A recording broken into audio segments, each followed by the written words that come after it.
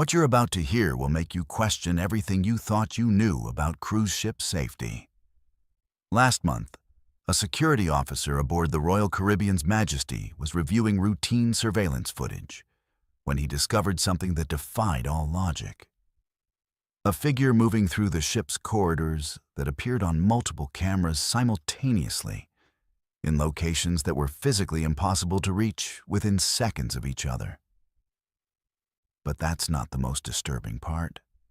When supervisors reviewed the footage, they realized this figure cast no reflection in any of the glass surfaces it passed, and its movements were so unnatural that seasoned maritime professionals refused to work night shifts after seeing it.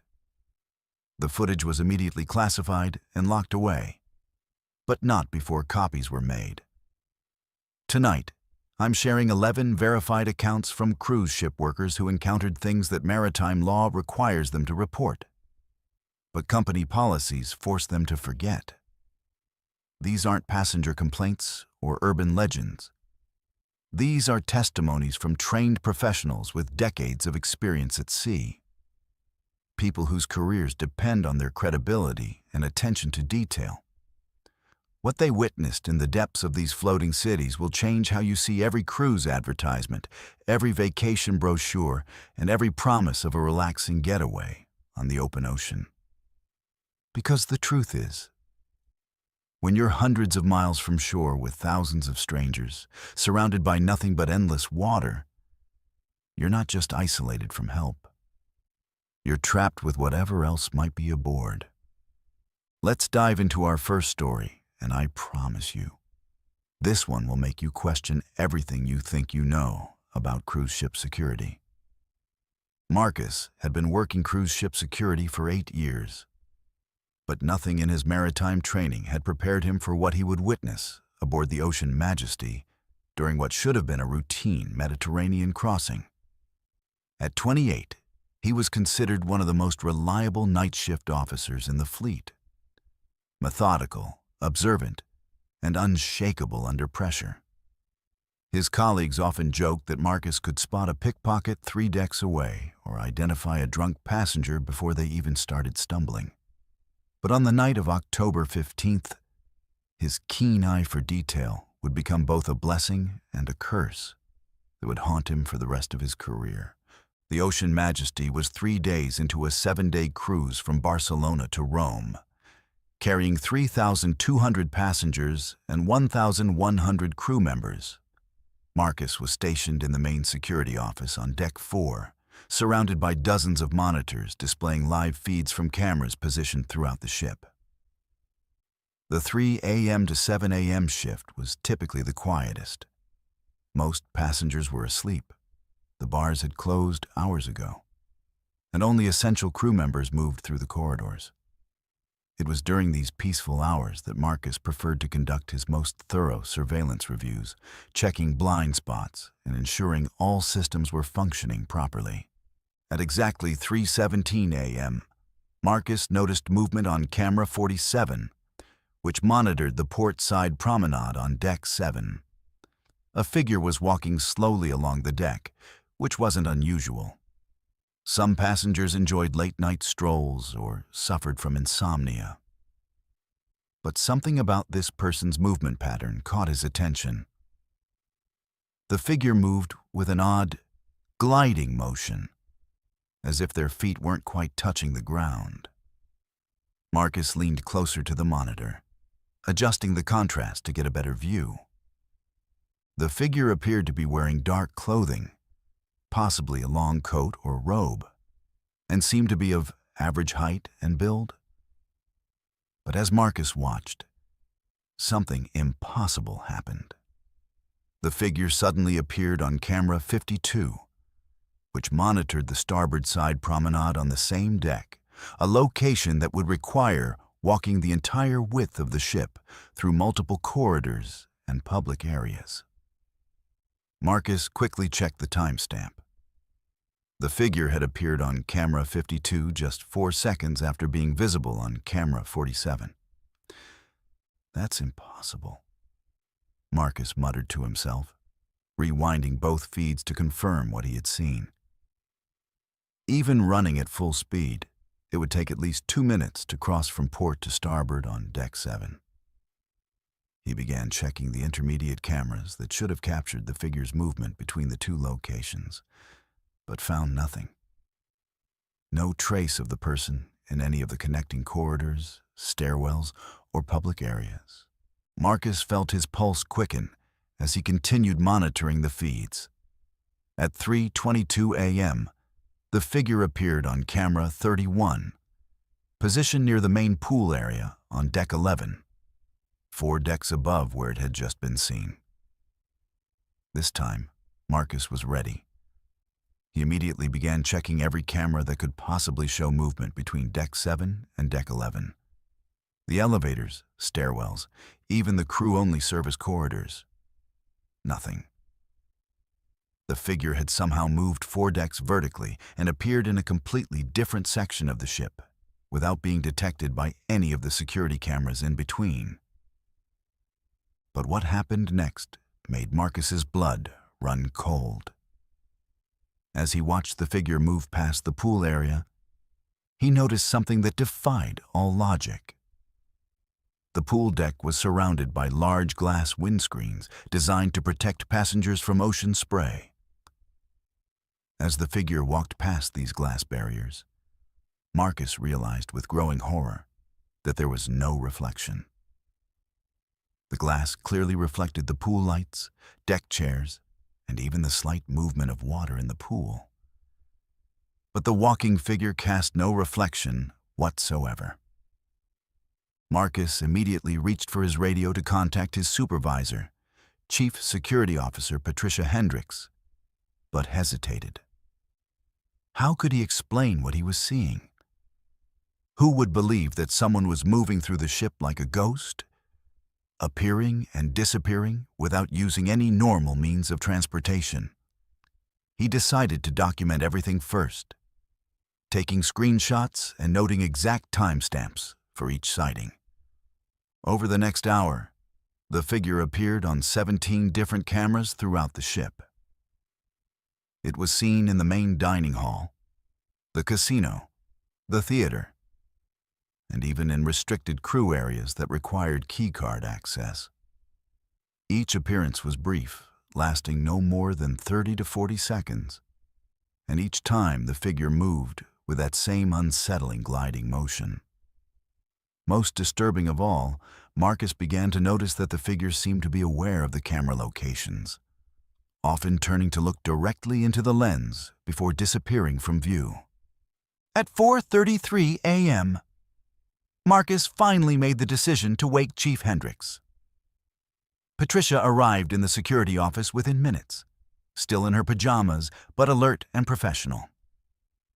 Marcus showed her the screenshots and explained what he had been witnessing. Patricia's initial skepticism quickly turned to concern as she reviewed the evidence. "Show me the live feeds," she ordered, settling into the chair beside Marcus. For the next 20 minutes, they watched the monitors in tense silence. Then, at 4:55 a.m., the figure appeared on camera 18, which monitored the ship's chapel on Deck 5.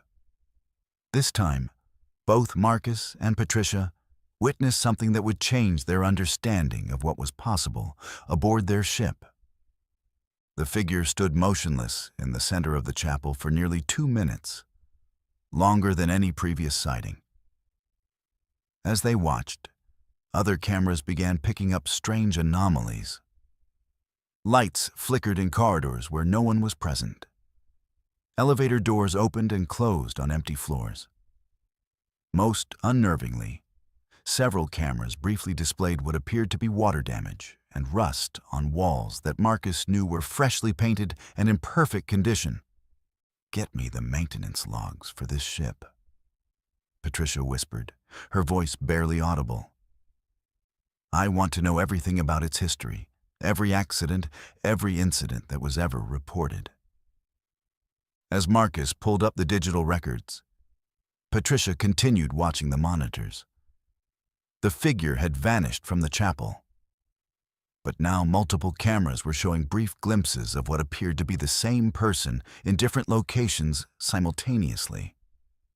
At 5:02 a.m., the figure was visible on 3 separate cameras at the same time, an impossibility that made both security officers question their own sanity. The maintenance logs revealed a disturbing pattern. The Ocean Majesty had been built in 1987, but it was constructed using materials and components salvaged from an older vessel, the Mediterranean Star, which had sunk in 1962 after a catastrophic engine room fire that killed 14 crew members. The salvaged materials included decorative elements, furniture, and even some of the ship's original security equipment.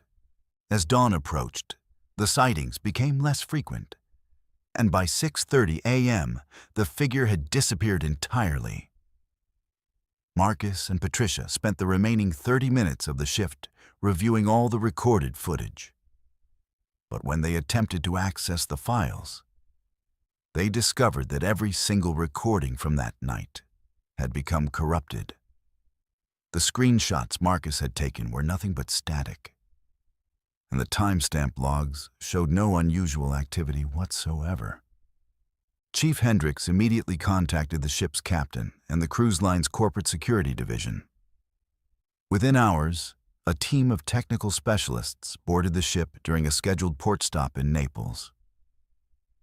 They spent 2 days examining every camera, every recording device, and every piece of security equipment aboard the Ocean Majesty.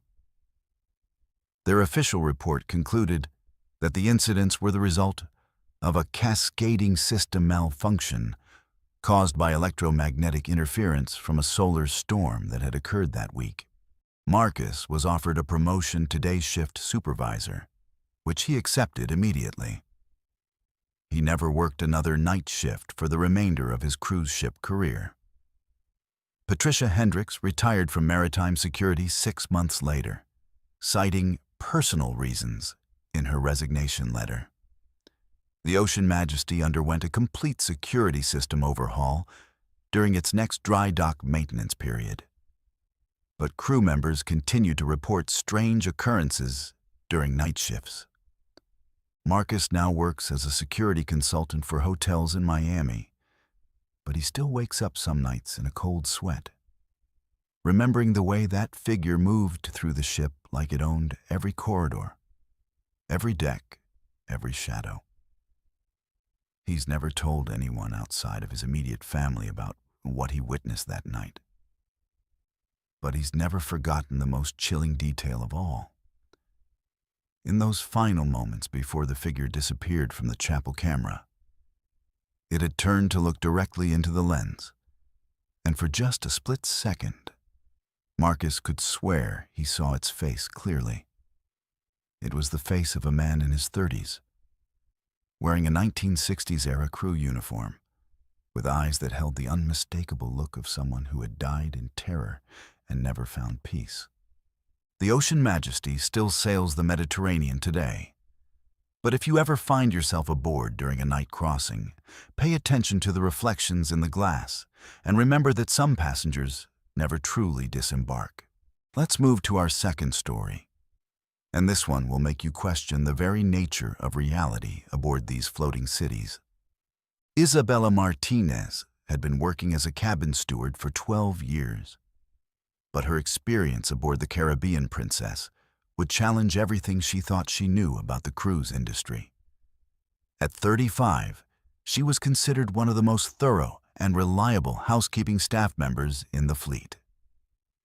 Her supervisors praised her attention to detail and her ability to anticipate passenger needs before they were even expressed. Isabella took pride in her work, treating each stateroom as if it were her own home, ensuring every surface gleamed and every amenity was perfectly arranged. But on a seemingly routine 7-day Caribbean cruise in November, her meticulous nature would lead her to discover something that defied all logical explanation. The Caribbean Princess had departed from Fort Lauderdale on a Sunday evening, bound for stops in Cozumel, Jamaica, and Grand Cayman. Isabella was assigned to Deck 9, responsible for maintaining 32 staterooms on the port side of the ship. Her routine was always the same. Start at 8 a.m. with the early checkout rooms, work systematically down the corridor, and finish by 3 p.m. to allow time for quality control checks. She had been working this particular route for 3 years and knew every quirk of every room. From the balcony door in 9024 that required an extra push to close properly, to the shower in 9031 that had slightly lower water pressure than the others. On Tuesday morning, Isabella's third day aboard, she approached stateroom 9042 with her master keycard and cleaning supplies. According to her passenger manifest, the room was occupied by Margaret Whitmore, a 73-year-old widow from Portland, Oregon, traveling alone. Isabella had knocked on the door at 8:15 a.m. and received no response, which was typical for passengers who were either sleeping in or had already gone to breakfast. She used her key card to enter, calling out housekeeping, as she always did, but received no reply. What Isabella found inside the stateroom immediately struck her as odd. The rooms showed clear signs of occupancy. The bed was unmade, personal belongings were scattered across the dresser, and there were wet towels in the bathroom. A half-finished crossword puzzle lay on the small table by the balcony door, with a pen beside it as if someone had just stepped away. The closet contained several outfits hanging neatly, including a formal dress that appeared to be laid out for the evening's dinner service. Most telling of all, there were prescription medications on the nightstand, along with reading glasses and a romance novel with a bookmark placed about halfway through. But something felt wrong. Isabella had been cleaning passenger rooms for over a decade, and she had developed an instinct for reading the subtle signs of how people lived in these temporary spaces. The belongings in room 9042 seemed too perfectly arranged, as if they had been placed rather than naturally accumulated through normal use. The toiletries in the bathroom were positioned with mathematical precision, and the clothes in the closet hung with exactly equal spacing between each garment. Isabella completed her cleaning routine, but the nagging feeling that something was amiss stayed with her throughout the day. That evening, as she was finishing her shift, she decided to check with guest services about Mrs. Whitmore. She had worked on cruise ships long enough to know that solo elderly passengers sometimes needed extra attention, and she wanted to ensure everything was all right. "I'm checking on the guest in 9042, Isabella told Maria Santos, the evening guest services supervisor. "Margaret Whitmore. I cleaned her room today, but I haven't seen her around the ship, and I wanted to make sure she's okay." Maria pulled up the passenger database on her computer, her fingers clicking rapidly across the keyboard. After a few moments, she looked up with a puzzled expression. "I'm not showing any passenger named Margaret Whitmore in room 9042. According to our records, that room is unoccupied for this sailing." Isabella felt a chill run down her spine. That's impossible. The room is clearly being used. There are personal belongings, medications, clothes in the closet. Someone is definitely staying there. Maria double-checked her records, even calling the main guest services office to verify the information. Every system showed the same result. Room 9042 was listed as unoccupied, with no passenger assigned to it for the entire 7-day cruise. There was no record of anyone named Margaret Whitmore on the ship's manifest, and no payment had been processed for that stateroom. "This has to be a system error," Maria concluded. "Sometimes passengers get moved between rooms, or there are last-minute changes that don't update properly in all our databases. I'll have someone from IT look into it tomorrow." But Isabella couldn't shake her unease. The next morning, She approached room 9042 with a mixture of curiosity and apprehension. Once again, she knocked and received no response.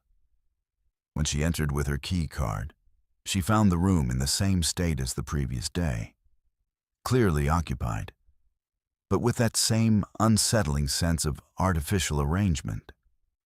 This time, Isabella decided to examine the belongings more closely. The prescription bottles on the nightstand were for medications she recognized: heart medication, blood pressure pills, and arthritis treatment. But when she looked at the labels more carefully, her blood ran cold. The prescription dates were from 1987, and the pharmacy listed was in a town she had never heard of. The romance novel on the bedside table was a paperback edition that looked decades old, with yellowed pages and a cover design that seemed distinctly vintage. Isabella opened the closet to examine the clothing more carefully. The dresses and blouses were well maintained, but clearly from an earlier era. The cuts, fabrics, and patterns were reminiscent of styles from the 1980s. Even more disturbing, when she checked the tags, she found that several items were from department stores that she knew had gone out of business years ago. The crossword puzzle on the table was from a newspaper dated November 15th, 1987, exactly 36 years ago to the day. The pen beside it was an old-fashioned fountain pen, and the handwriting in the partially completed puzzle was in a style that Isabella's grandmother might have used, with careful, deliberate script that spoke of a different generation's approach to penmanship. Isabella's hands were shaking as she backed away from the table. She quickly finished her cleaning routine and immediately went to find her supervisor, Carmen Vega, who had been working cruise ships for 20 years and had seen everything from medical emergencies to passenger disputes. "Carmen, I need you to come look at something in room 9042, Isabella said, trying to keep her voice steady. "There's something very wrong with this situation." Carmen followed Isabella to the stateroom, listening as Isabella explained about the guest services records and the vintage belongings. When they entered the room together, Carmen's expression grew increasingly serious as she examined the evidence Isabella had discovered. "I've never seen anything like this," Carmen admitted, picking up one of the prescription bottles.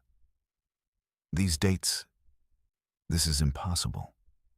But everything here looks so real, so lived in."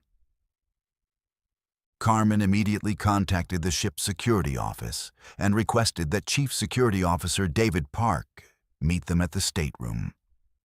When Park arrived, he brought with him a tablet containing the ship's complete passenger manifest and room assignment records. His investigation confirmed what guest services had reported.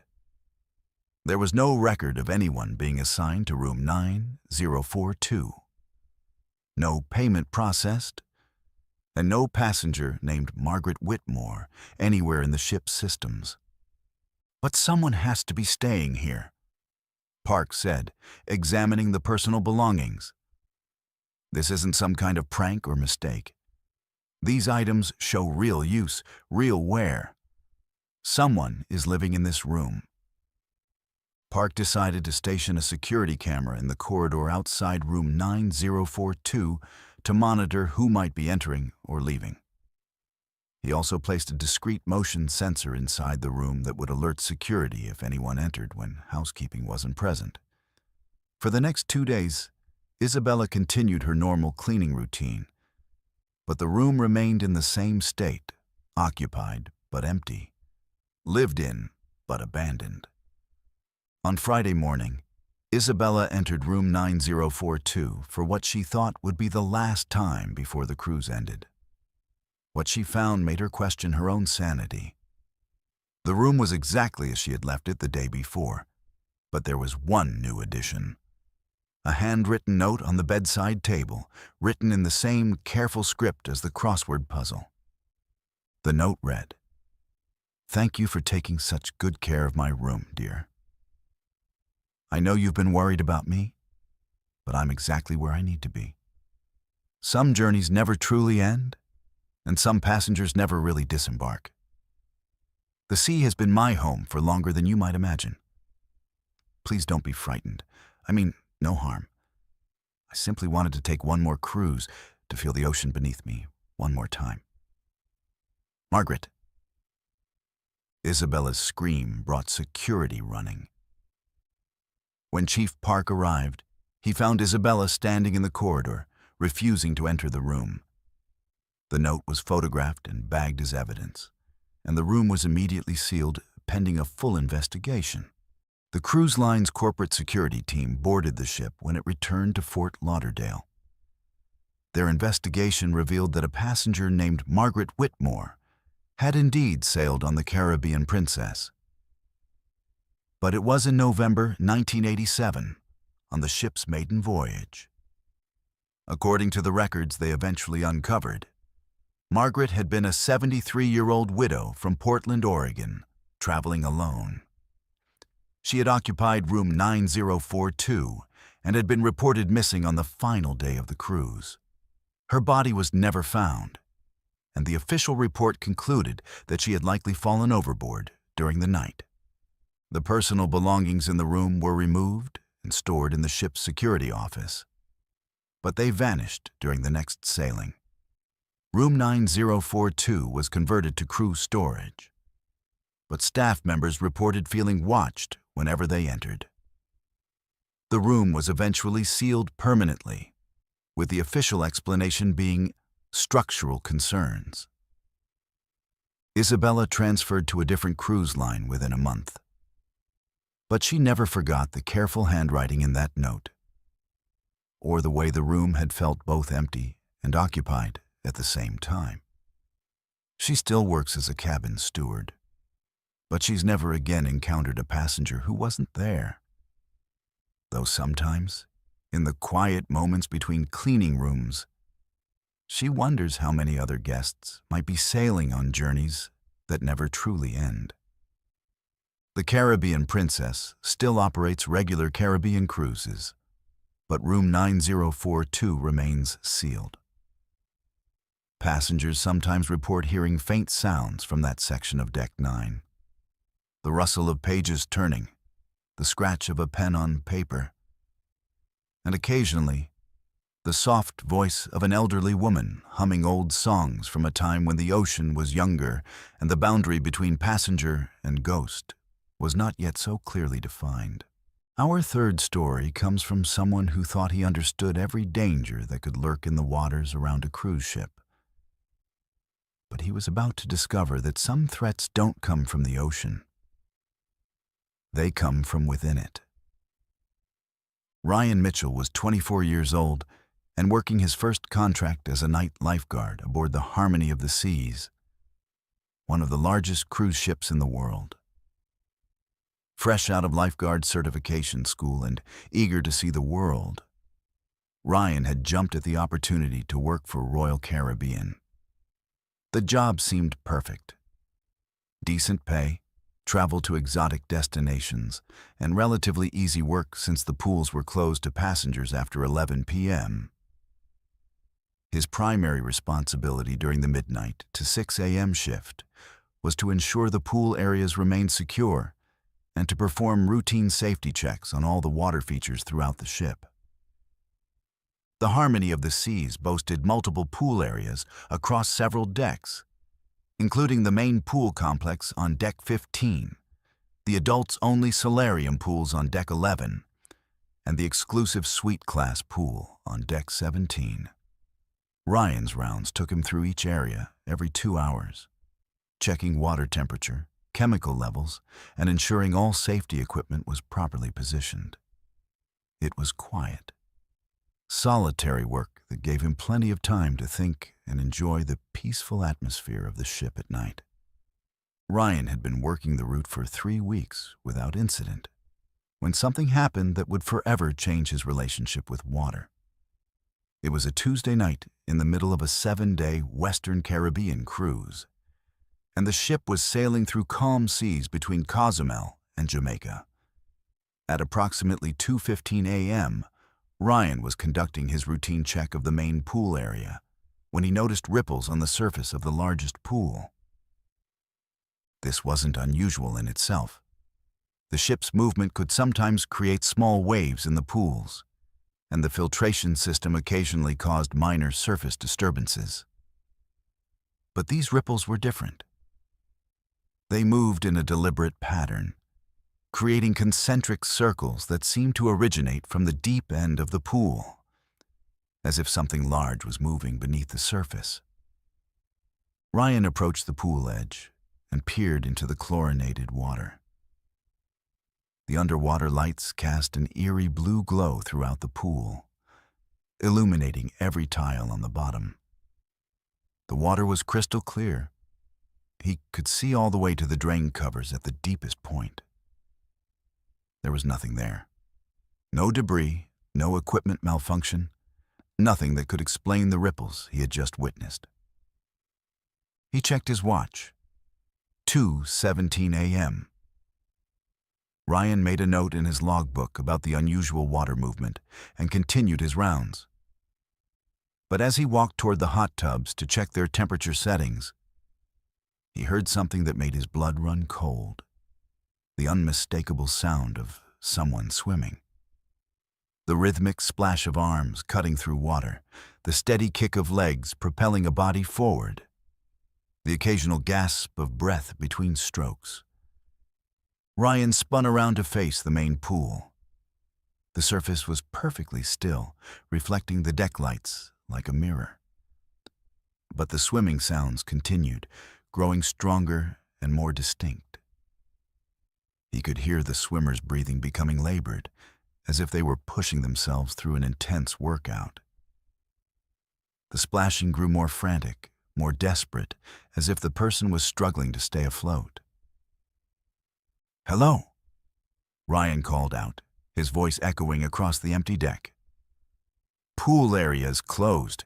You need to exit the water immediately." The swimming sounds stopped abruptly. The silence that followed was so complete that Ryan could hear his own heartbeat pounding in his ears. He grabbed his flashlight and swept the beam across the entire pool area, checking every corner, every shadow, every possible hiding spot. The deck was completely empty. Ryan's training kicked in. He immediately contacted the ship's security office via his radio. "Security, this is Pool Watch. I need someone to respond to the main pool area on deck 15. Possible unauthorized swimming activity." Security Officer Lisa Chen arrived within 5 minutes, accompanied by her partner, Officer David Kim. Ryan explained what he had heard, and together they conducted a thorough search of the entire pool complex. They checked the changing rooms, the equipment storage areas, even the maintenance spaces beneath the pool deck. They found no evidence of any unauthorized person in the area. "Could have been sounds carrying from another part of the ship," Officer Chen suggested. "Sometimes the acoustics on these vessels can be tricky, especially at night when it's quiet." Ryan nodded, but he wasn't convinced.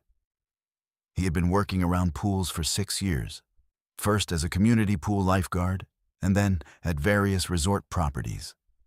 He knew the sound of swimming when he heard it, and what he had experienced was definitely someone moving through water, not echoes or acoustic tricks. The security officers completed their report and left, but Ryan remained unsettled.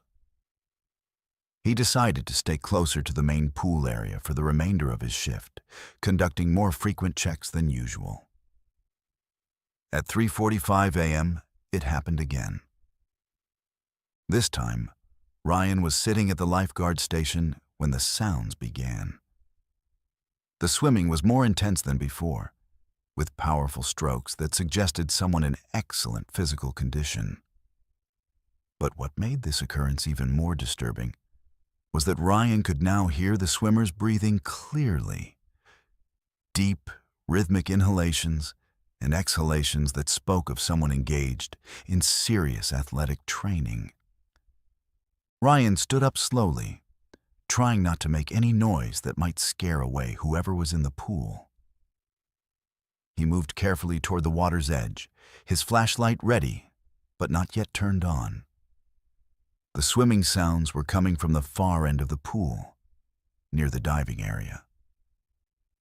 As he got closer, he could hear water lapping against the pool edges, as if displaced by a moving body. When Ryan reached the pool's edge and looked down, his mind struggled to process what he was seeing. The water was moving in patterns consistent with someone swimming laps. Waves washing against the sides, small whirlpools forming where arms and legs would be cutting through the water. But there was no one there. The pool was empty, yet the water moved as if occupied by an invisible swimmer. Ryan turned on his flashlight and aimed it at the water. The beam revealed something that made him question his own sanity. There were air bubbles rising to the surface in a steady stream, following a path that traced the length of the pool.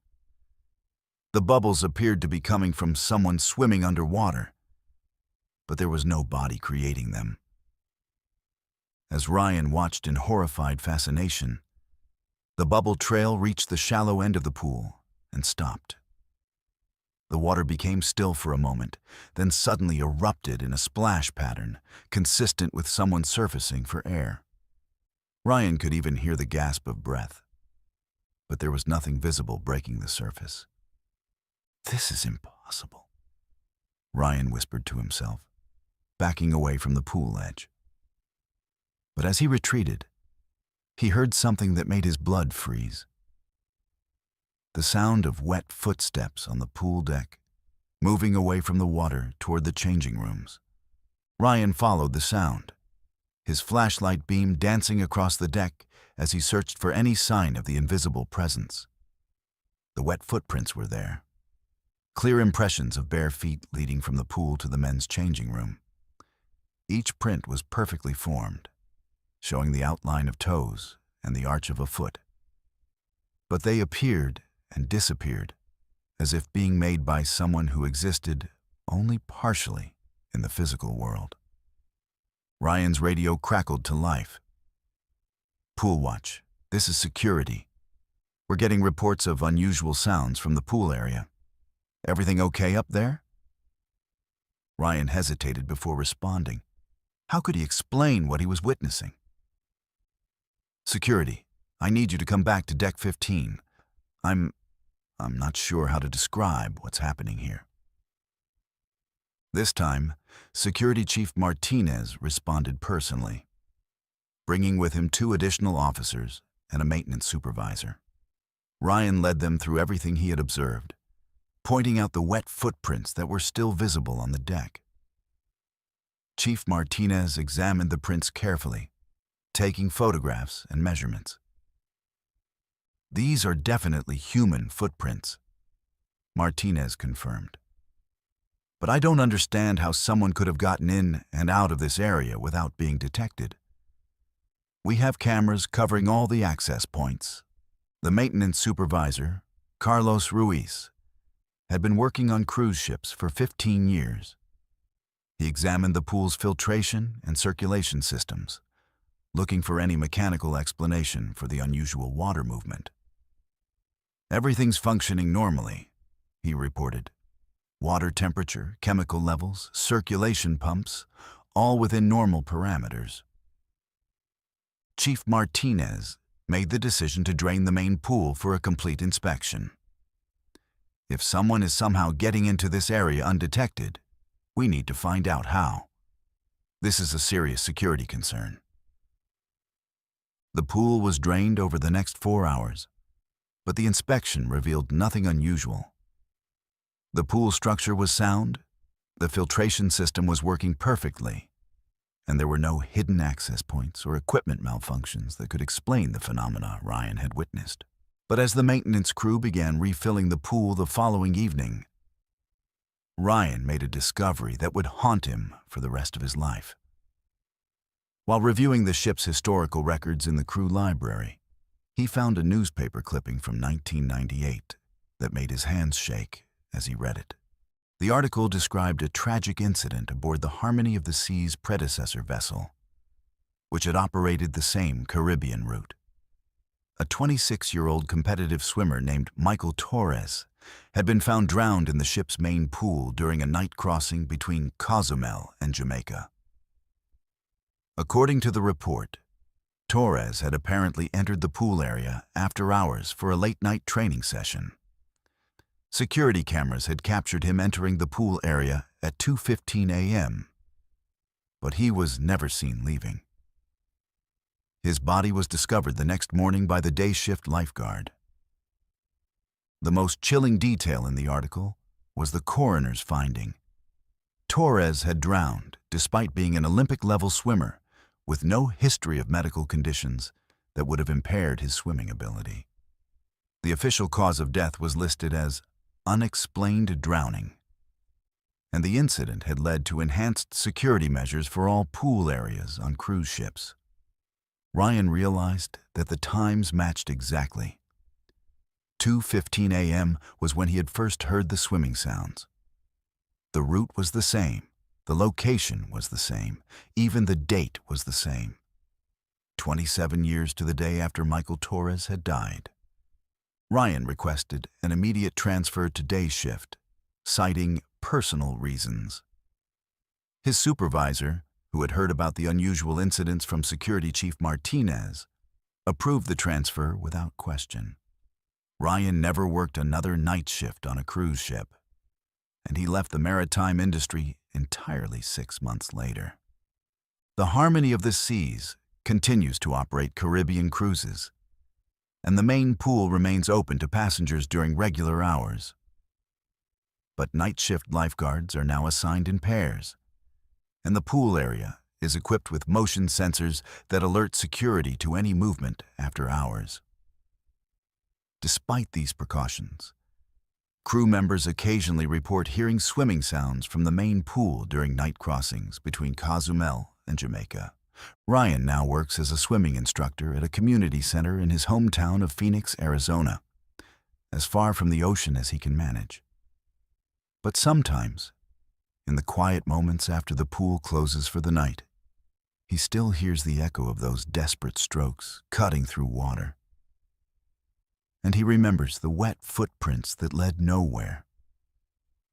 Made by a swimmer who would never stop training, never stop trying to reach a finish line that existed somewhere between the world of the living and the depths of the sea. The pool deck of the Harmony of the Seas is cleaned and dried every night after the final maintenance check. But crew members have learned not to look too closely at the deck on certain nights, especially when sailing between Cozumel and Jamaica. Because sometimes, in the early morning hours, wet footprints still appear on the pristine deck. The eternal evidence of a swimmer who refuses to accept that his final race has already ended. Our fourth story takes us into the heart of every cruise ship, the main dining hall, where thousands of passengers gather each day to share meals and create memories.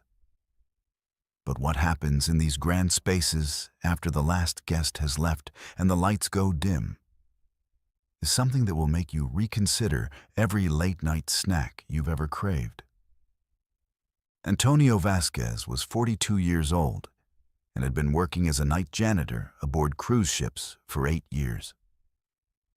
A single father from Honduras, he had taken the job to support his 2 daughters back home, sending most of his earnings to ensure they could attend good schools and have opportunities he never had. Antonio was known among the crew for his strong work ethic and reliability. He never missed a shift, never complained about the long hours, and took pride in maintaining the pristine condition that passengers expected when they entered the dining areas each morning. The Royal Majesty was a mid-sized cruise ship operating 7-day Mediterranean routes, and Antonio was responsible for the overnight cleaning of the main dining hall, a massive space that could accommodate over 1,200 passengers across 2 levels. The dining hall was elegant, with crystal chandeliers, marble columns, and floor-to-ceiling windows that offered stunning ocean views during daylight hours. But at night, when Antonio worked alone with only emergency lighting to guide him, the space took on a completely different character. Antonio's routine was methodical and efficient. He would begin at 1:30 a.m. after the last of the late-night room service orders had been completed and the kitchen staff had finished their final cleaning. He would start with the upper level, working his way systematically through each section, wiping down tables, sanitizing chairs, mopping floors, and ensuring every surface was spotless for the breakfast service that would begin at 6 a.m. The work was solitary but peaceful, and Antonio had grown to appreciate the quiet dignity of maintaining these spaces where people gathered to celebrate special occasions and create lasting memories. It was during his 4th week aboard the Royal Majesty that Antonio first heard the sounds that would change his understanding of what lingered in the ship's grand spaces after dark. He was cleaning the upper level of the dining hall, working near the starboard windows, when he heard the unmistakable clink of silverware against china. The sound was faint but distinct, the gentle percussion of a formal dinner service in progress. Antonio paused in his work and listened carefully. The sounds were coming from the lower level of the dining hall, which he had not yet begun cleaning. He could hear the soft murmur of conversation, the occasional laugh, and the subtle sounds of people enjoying a meal together. This wasn't entirely unusual. Sometimes crew members would gather in public spaces during their off hours, and it was possible that some of the kitchen staff were having a late meal after their shift. But as Antonio listened more carefully, something about the sounds troubled him. The conversation was too formal, too refined for casual crew interaction. He could hear the gentle clink of wine glasses, the rustle of cloth napkins, and what sounded like a string quartet playing softly in the background. These were the sounds of an elegant dinner party, not a casual crew gathering. Antonio made his way to the staircase that connected the 2 levels of the dining hall. As he descended, the sounds grew clearer and more distinct. He could now make out individual voices, a woman laughing at something amusing, a man commenting on the quality of the wine, another voice asking for the salt to be passed. The conversation was in English, but with accents and speech patterns that seemed distinctly old-fashioned, as if the speakers were from a different era. When Antonio reached the bottom of the stairs, he found himself looking out over the lower dining level. The space was completely dark except for the emergency lighting along the walls. Every table was empty. Every chair was pushed in precisely as he had left them the night before. But the sounds continued, now so clear and detailed that Antonio could almost see the diners who were creating them. He could hear the scrape of chairs being moved, the gentle thud of serving dishes being placed on tables, and the soft footsteps of waiters moving between tables. Most unnervingly, he could hear the sounds of eating, the careful cutting of meat, the gentle slurp of soup being consumed, the satisfied sighs of people enjoying a well-prepared meal. Antonio reached for his flashlight and swept the beam across the dining area. The light revealed empty tables set with pristine white tablecloths, gleaming silverware, and crystal glasses that caught and reflected the beam. But as the light moved across the space, the sounds of dining continued unabated, as if the diners were completely unaffected by his presence. "Hello," Antonio called out in English, then repeated the greeting in Spanish. "Is someone here? The dining room is closed." The conversation paused for a moment, as if the invisible diners had heard him and were considering how to respond. Then, to Antonio's amazement, A woman's voice answered him directly. "Good evening," the voice said, with a refined accent that Antonio couldn't quite place. "Please don't be alarmed. We're just finishing our dinner. We'll be gone shortly." Antonio's hands were shaking as he swept his flashlight beam toward the source of the voice. The light revealed nothing but empty space, but he could hear the woman clearly, as if she were standing just a few feet away from him. I don't understand," Antonio stammered. "Who are you? How did you get in here?" "We've been dining here for many years," a man's voice replied, this one with a slight British accent. "This is our table, number 47 by the window. We always request the same table when we sail." Antonio looked toward the area where the voices seemed to be coming from. Table 47 was indeed by the windows, set for 8 people with the same pristine place settings as every other table in the room. But as he watched, he saw something that made his blood run cold. One of the wine glasses at the table was slowly tilting, as if being lifted by invisible hands.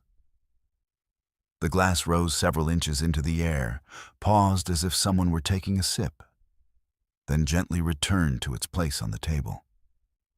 "This is impossible," Antonio whispered, backing toward the stairs. "Nothing is impossible at sea," the woman's voice replied gently. "The ocean remembers everything. Every ship that has sailed these waters, every passenger who has dined in rooms like this one. We're simply continuing our journey, enjoying the same pleasures we've always enjoyed." As if to emphasize her point, Antonio heard the sound of a champagne cork being popped, followed by the fizz of champagne being poured into glasses. He could see bubbles forming in several glasses on table 47, as if the invisible liquid were being distributed among the unseen diners. Antonio's radio crackled to life. "Night crew, this is security. We're getting reports of unusual sounds from the main dining hall. Everything okay down there?" Antonio fumbled for his radio, his hands shaking so badly he could barely press the talk button. "Security, this is Antonio in the main dining hall. I need someone to come down here.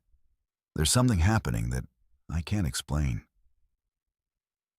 "On our way," came the reply. The invisible diners seemed to sense that their privacy was about to be interrupted. Antonio heard chairs being pushed back from tables, napkins being folded, and the general sounds of people preparing to leave a restaurant. "It's time for us to go," the woman's voice said, now seeming to come from closer to Antonio's position. "Thank you for not being frightened of us. Most people are, you know."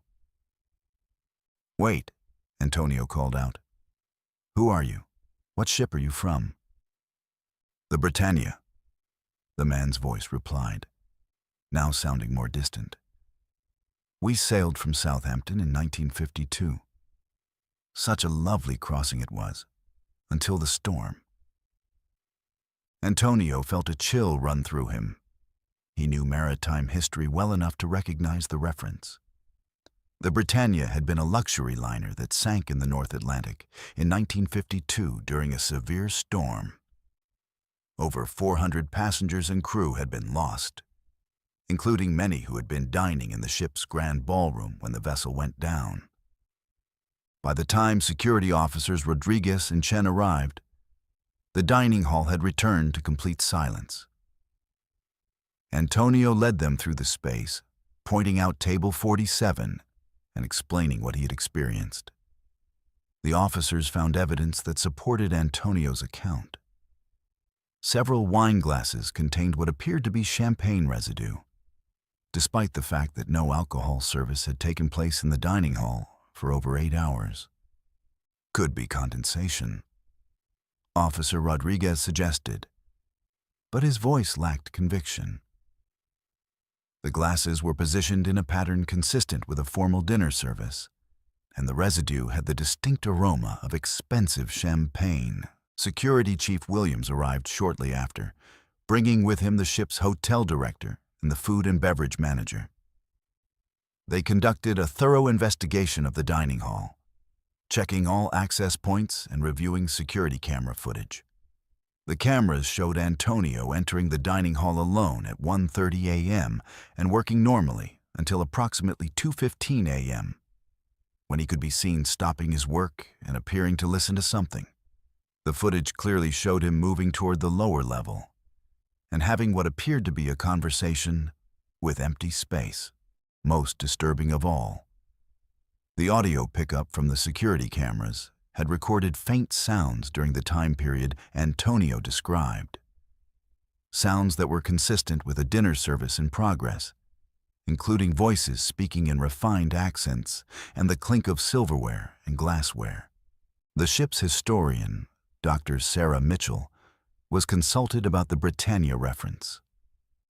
Her research revealed that the Royal Majesty had been built using materials salvaged from several older vessels, including decorative elements and furniture from ships that had operated in the North Atlantic during the 1950s. Some of these materials had indeed come from vessels associated with the same shipping line that had operated the Britannia. It's possible that objects can retain memories of the people who used them, Dr. Mitchell explained to the senior staff. In maritime folklore, there are countless stories of ships carrying the spirits of passengers from previous vessels, especially when materials are reused in new construction. Antonio was offered a transfer to day shift maintenance, which he accepted immediately. He never worked alone in the main dining hall again, but other night shift workers began reporting similar experiences. The sounds of elegant dinner parties could be heard on certain nights, always between 2 a.m. and 3 a.m., and always centered around Table 47. The cruise line's response was to quietly remove Table 47 from service, replacing it with a decorative plant display. But crew members continued to report the sounds of dining, and passengers occasionally mentioned hearing lovely dinner music coming from the main dining hall during late-night walks on the promenade deck. Antonio completed his contract aboard the Royal Majesty, but never returned to cruise ship work. He now operates a small restaurant in his hometown in Honduras, serving traditional meals to local families. But sometimes, during the quiet moments after closing time, when he's cleaning tables and preparing for the next day's service, he remembers the refined voices of the Britannia's passengers and wonders if somewhere in the vast expanse of the ocean, elegant dinner parties continue in dining rooms that exist only in memory and moonlight. The Royal Majesty still operates Mediterranean cruises, and the main dining hall continues to serve thousands of passengers each week. But the night cleaning staff now work in pairs, and Table 47 remains permanently out of service, because some dinner parties, it seems, are meant to last forever, and some passengers never truly finish their final meal. They simply continue dining in the spaces between what was and what is, sharing eternal conversations over wine that never empties and courses that never end. Our fifth story will take you into the mechanical heart of these floating cities, where the very infrastructure that keeps passengers moving safely between decks can become a gateway to something far more sinister than anyone could imagine. Derek Sullivan was 31 years old and had been working as a maintenance engineer aboard cruise ships for 7 years. Specializing in elevator systems, Derek was responsible for ensuring that the dozens of passenger and service elevators aboard the Ocean Paradise operated smoothly and safely. His expertise was crucial. With over 4,000 passengers and crew members relying on the ship's vertical transportation systems daily, any malfunction could create serious safety hazards and passenger complaints. The Ocean Paradise was a massive vessel with 18 passenger decks and multiple elevator banks serving different sections of the ship. Derek's daily routine involved inspecting each elevator system, checking mechanical components, reviewing computer diagnostics, and responding to any service calls from passengers or crew. He took pride in maintaining a perfect safety record and had never encountered a problem he couldn't solve through methodical troubleshooting and mechanical expertise. It was during a routine Atlantic crossing from Miami to Barcelona that Derek first encountered the elevator that would challenge everything he thought he knew about the ship's construction. The trouble began on a Wednesday morning when the guest services desk started receiving complaints about elevator bank C, located midships on the starboard side. Passengers reported that the elevator was stopping at floors that didn't exist and displaying deck numbers that weren't part of the ship's layout. Elevator C3 keeps stopping at deck 13, complained Mrs. Henderson, a frequent cruiser who knew ship layouts well. But this ship doesn't have a deck 13. It goes from deck 12 directly to deck 14, like most ships do for superstitious reasons. Derek initially dismissed the complaints as passenger confusion or a simple display malfunction. Many cruise ships did skip deck 13 in their numbering system, going directly from 12 to 14, to avoid the superstitions associated with the number 13. He assumed the elevator's floor indicator was malfunctioning and displaying incorrect numbers. But when Derek arrived at elevator bank C to investigate, he discovered something that made no sense from an engineering perspective. Elevator C3 was indeed stopping at what appeared to be deck 13. And when the doors opened, they revealed a corridor that Derek had never seen before in his 7 years of working on the Ocean Paradise. The corridor beyond the elevator doors was dimly lit and appeared to be flooded with about 6 inches of dark water. The walls were covered in rust stains and what looked like seaweed, and the air that wafted into the elevator carried the unmistakable smell of salt water and decay. Most disturbing of all, the architectural style of the corridor was completely different from the rest of the ship. It featured older fixtures, different carpeting patterns, and wall panels that looked like they belonged to a vessel from decades past. Derek stepped cautiously into the flooded corridor, his waterproof work boots splashing through the ankle-deep water. The hallway stretched in both directions, lined with stateroom doors that bore room numbers in a font and style that predated the Ocean Paradise's construction. The doors were numbered in the 1300 series, 1301, 1302, 1303. Continuing the sequence that should have been impossible on a ship that officially had no deck 13. As Derek moved down the corridor, he noticed that the water seemed to be flowing, as if there were a current running through the hallway. The movement was subtle but consistent, and occasionally he could see small pieces of debris floating past, bits of seaweed, fragments of wood, and other materials that had no business being inside a cruise ship. Derek tried his radio to contact the engineering office, but received only static. The ship's internal communication system seemed unable to penetrate whatever space he had entered. He decided to explore further, hoping to understand how this impossible deck could exist within the ship's known structure. The stateroom doors along the corridor were all slightly ajar, and through the gaps, Derek could see that the rooms beyond were also flooded. But these weren't the modern staterooms of the Ocean Paradise. They were smaller, more cramped quarters with porthole windows instead of the large balcony doors that characterized the current ship's design.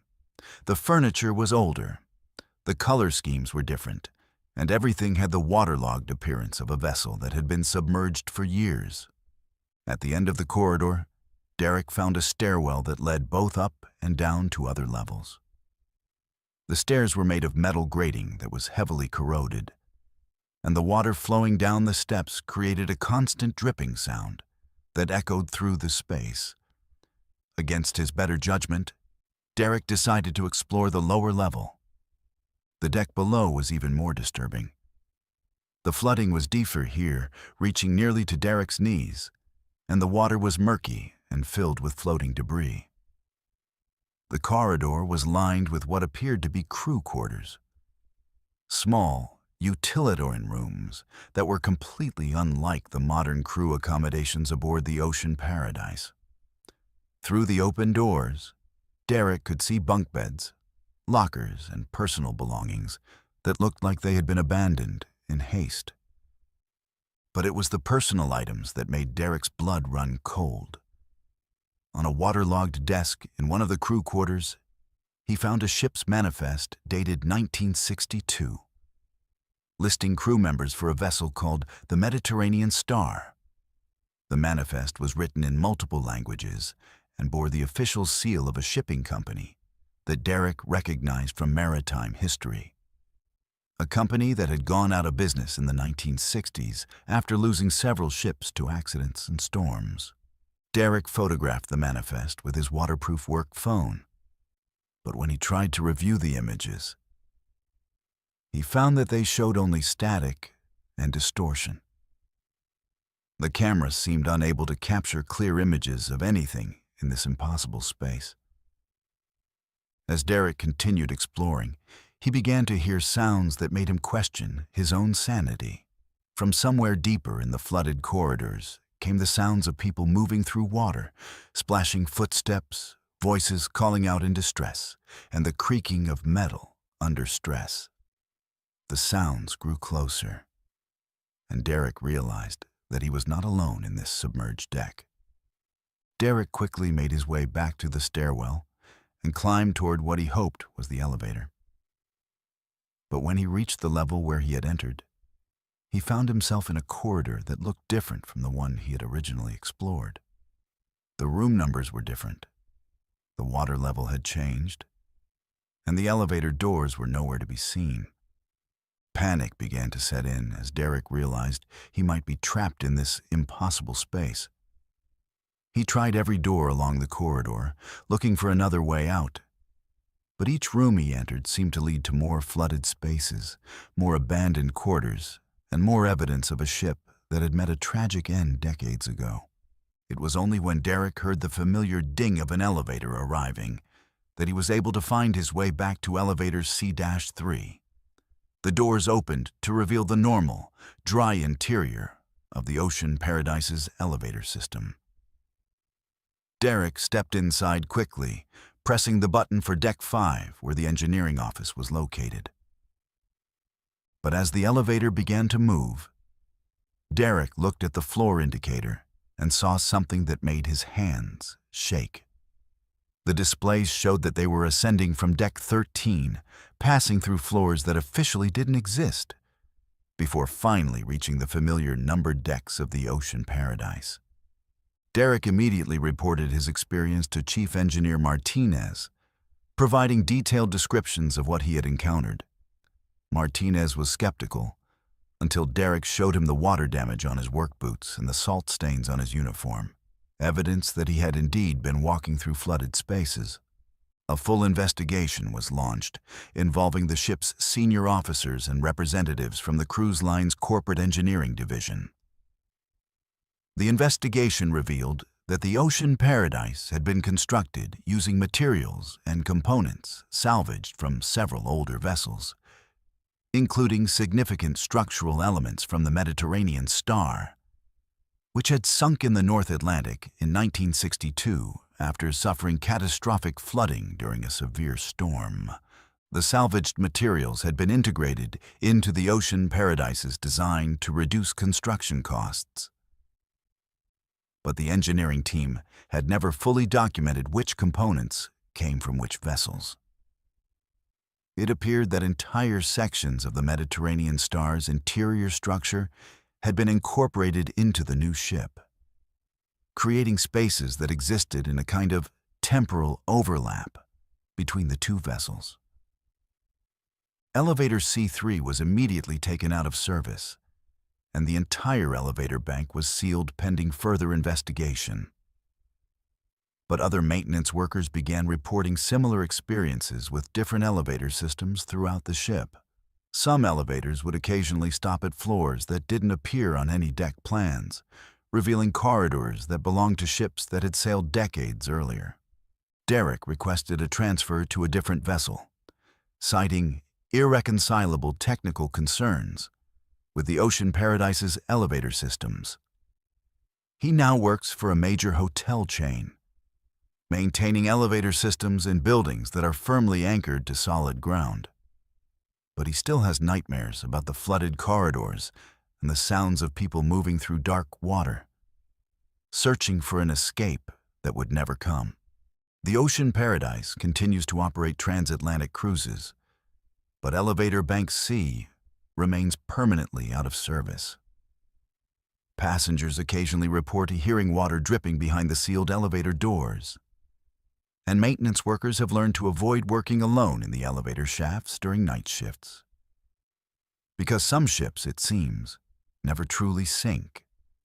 They simply continue sailing in the spaces between what was and what is, carrying passengers and crew who are still trying to reach destinations that exist only in the memory of steel and the echo of voices calling out from decks that were never meant to be found.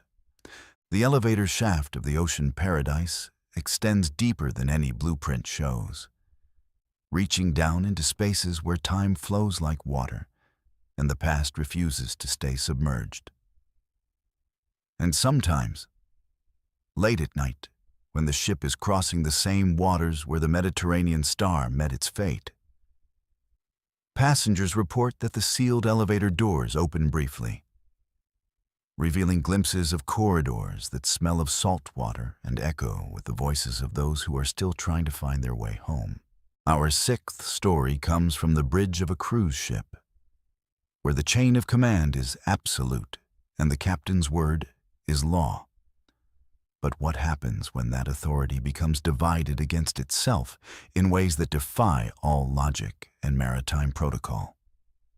Lieutenant Commander Sarah Chen was 29 years old and serving as second officer aboard the Majestic Voyager, a luxury cruise ship operating 14-day transatlantic crossings between New York and Southampton.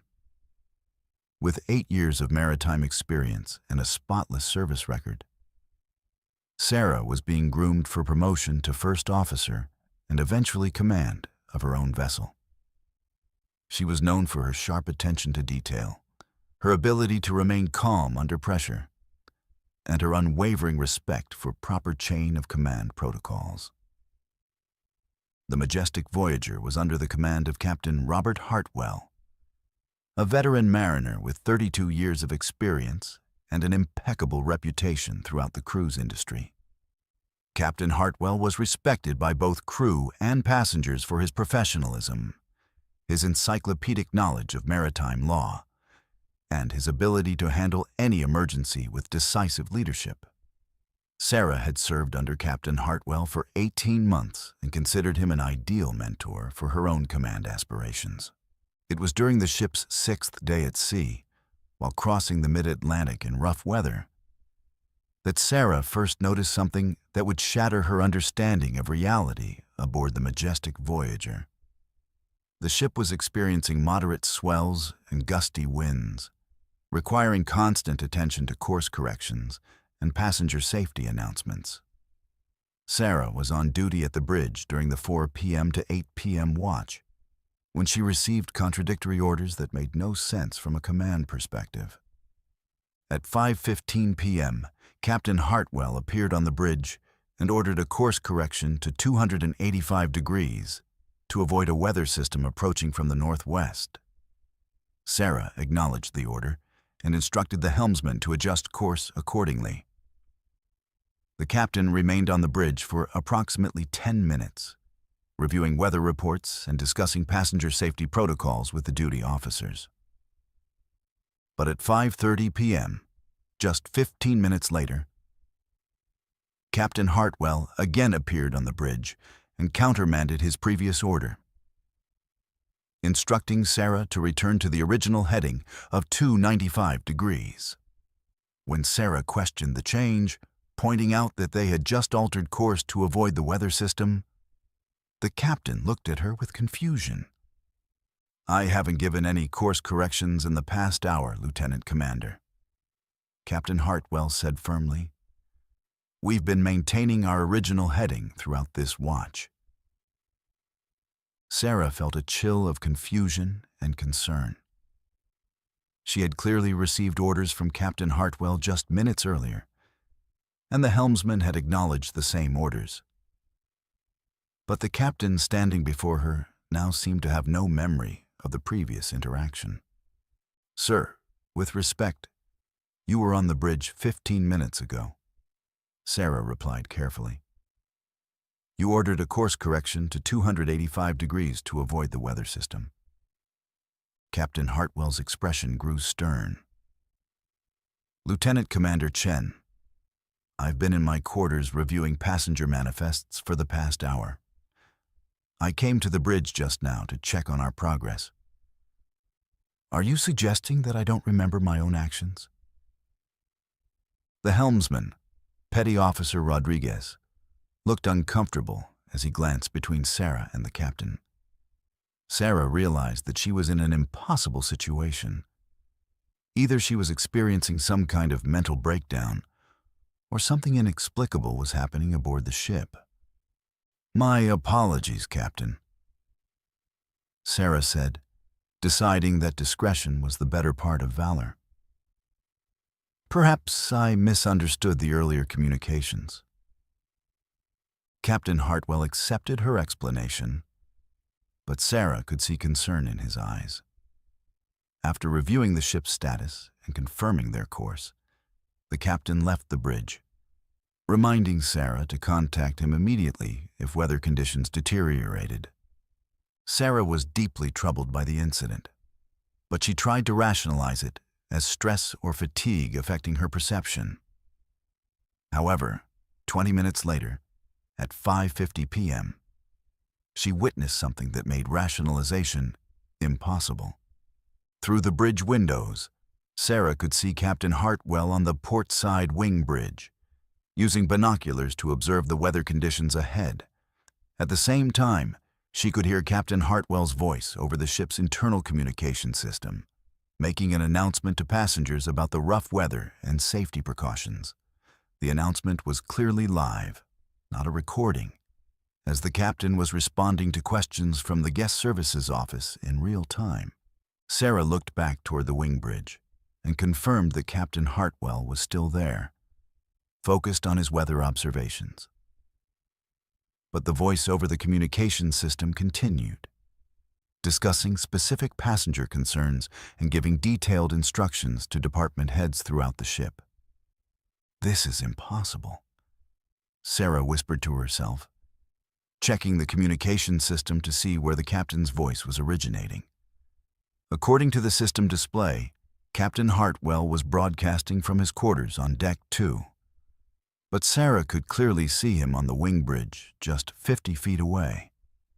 Sarah grabbed her binoculars and focused on the figure on the wing bridge. It was definitely Captain Hartwell. She could see his distinctive profile, his captain's uniform, and even the small scar on his left hand that he had gotten during a sailing accident years earlier. But the voice over the communication system was also definitely Captain Hartwell. With the same speech patterns, the same authoritative tone, and the same detailed knowledge of ship operations that only the real captain would possess. As Sarah watched in growing alarm, the captain on the wing bridge lowered his binoculars and turned toward the bridge windows. For a moment, their eyes met through the glass, and Captain Hartwell raised his hand in a casual wave.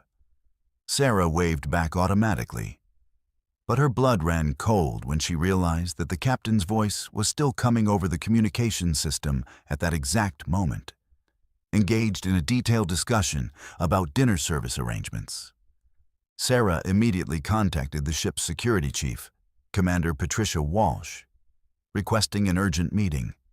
When Commander Walsh arrived on the bridge, Sarah explained what she had witnessed, trying to keep her voice steady and professional. "I need you to verify Captain Hartwell's current location," Sarah said. "I believe there may be a security situation involving someone impersonating the captain." Commander Walsh took the request seriously, immediately dispatching security officers to check the captain's quarters, the communications center, and all other areas where the captain might be located. The results of the search were disturbing and inexplicable. Security found Captain Hartwell in his quarters, unconscious at his desk, with no apparent cause for his condition. The ship's medical officer, Dr. Elizabeth Morrison, was called to examine the captain and found him to be in a deep, unresponsive state similar to a coma, but with normal vital signs and no indication of injury or illness. But even as Dr. Morrison was examining the unconscious captain in his quarters, his voice continued to come over the ship's communication system, now giving orders to the engineering department about power management during the rough weather. The voice was so clear and authoritative that crew members throughout the ship were following the orders without question.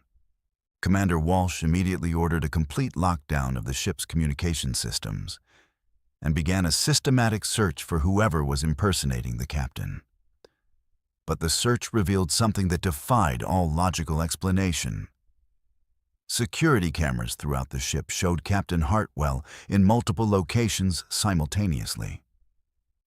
The cameras captured him on the bridge, giving orders to the navigation team, in the engine room consulting with the chief engineer, in the dining hall speaking with the food service manager, and in the medical bay, discussing passenger health concerns with Dr. Morrison. All of these activities were happening at the same time. And in each location, the figure appeared to be the genuine Captain Hartwell, complete with his mannerisms, his knowledge of ship operations, and his distinctive way of speaking. Most disturbing of all, when Commander Walsh reviewed the security footage more carefully, she noticed that in several shots, the captain figure cast no shadow, and in others, he appeared to be slightly translucent, as if he were not entirely solid. Dr. Morrison's examination of the unconscious captain revealed something that made the situation even more mysterious. Captain Hartwell's brain activity showed patterns consistent with someone who was actively engaged in complex decision-making and communication.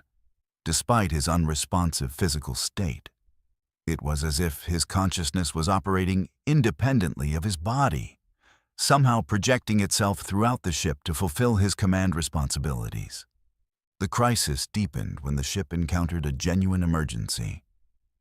A passenger in stateroom 7042 suffered a heart attack, requiring immediate medical attention and coordination with Coast Guard services for potential helicopter evacuation.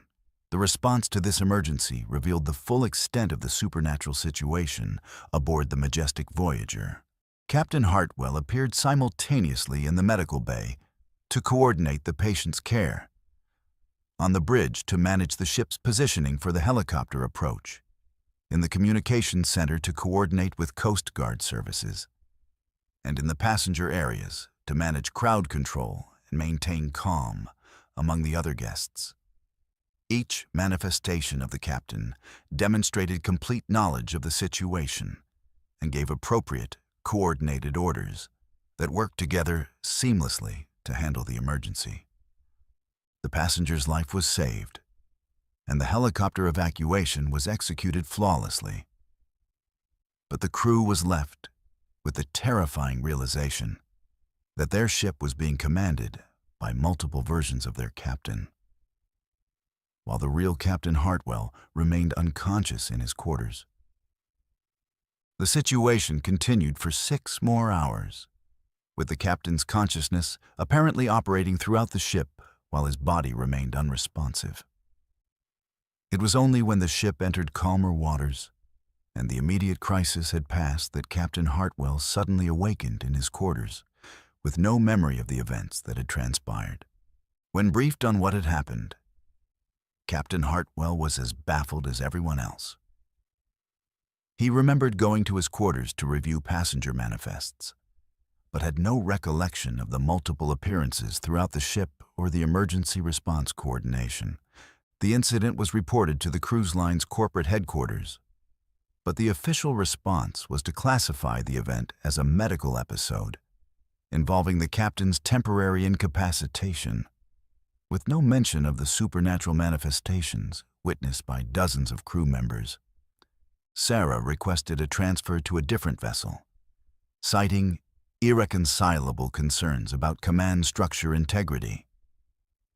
She now serves as first officer aboard a container ship, where the chain of command is simple and the captain can only be in one place at a time.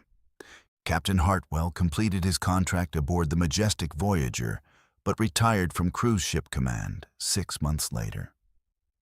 He now teaches maritime law at a naval academy, but he's never been able to explain the 6 hours of his life that he can't remember, or the detailed reports of his actions during a time when he was unconscious. The Majestic Voyager continues to operate transatlantic crossings, but crew members have learned to verify the captain's physical location before following orders, especially during rough weather or emergency situations.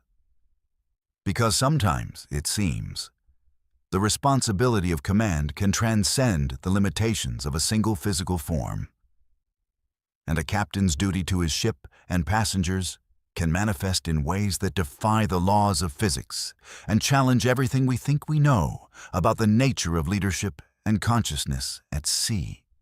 The bridge of the Majestic Voyager now has additional security protocols and monitoring systems, but experienced officers know that some mysteries of command cannot be solved by technology or procedure. They can only be accepted as part of the strange reality of life at sea, where the boundary between duty and the supernatural sometimes blurs in ways that ensure the safety of all aboard, regardless of the cost to those who bear the ultimate responsibility for every soul on the ship. Our 7th story takes us into the private sanctuaries where passengers retreat from the public spaces of the ship, only to discover that some reflections show far more than they should, revealing truths that were meant to stay hidden beneath the waves. Patricia Gonzalez was 38 years old and had been working as a housekeeping supervisor aboard cruise ships for 12 years. Her expertise in managing guest accommodations and resolving unusual passenger complaints had earned her a reputation as one of the most capable supervisors in the fleet. Patricia was responsible for overseeing the housekeeping staff on decks 10 through 12 of the Emerald Seas, ensuring that every stateroom met the exacting standards expected by the ship's affluent clientele. The Emerald Seas was a luxury vessel catering to discerning travelers, featuring spacious suites with premium amenities and personalized service. Patricia took particular pride in maintaining the ship's most exclusive accommodations, including the premium suite collection on Deck 12, where rooms commanded premium prices and attracted repeat customers who expected perfection in every detail. It was during a 10-day Mediterranean cruise that Patricia first encountered the mirror in Suite 1205 that would challenge her understanding of what reflections could reveal. The trouble began when Mrs. Eleanor Whitfield, a wealthy widow from Boston who had sailed with the cruise line for over 15 years, contacted guest services with an unusual complaint. "There's something wrong with the mirror in my suite," Mrs. Whitfield reported to the guest services desk. "It's not showing my reflection correctly. I look into it and see other people. People I recognize, but who shouldn't be there." Patricia initially assumed this was a case of poor lighting or a distorted mirror surface, issues that occasionally occurred with the large vanity mirrors in the luxury suites. She personally visited Suite 1205 to investigate, bringing with her a maintenance technician to examine the mirror's mounting and lighting system. Suite 1205 was one of the ship's most elegant accommodations, featuring a spacious bedroom, separate sitting area, and a luxurious bathroom with a large vanity mirror that dominated one wall. The mirror was approximately 6 feet wide and 4 feet tall, framed in ornate gold-leafed molding that complemented the suite's classical decor. When Patricia looked into the mirror, she initially saw nothing unusual, just her own reflection and that of the maintenance technician, along with the suite's furnishings reflected normally. But as she adjusted the lighting and examined the mirror's surface more closely, she began to notice subtle anomalies that made her increasingly uncomfortable. The reflection seemed to have a slight delay, as if the image were being transmitted from somewhere else, rather than being a direct reflection. More disturbing, Patricia occasionally caught glimpses of movement in the reflected room that didn't correspond to any actual movement in the suite.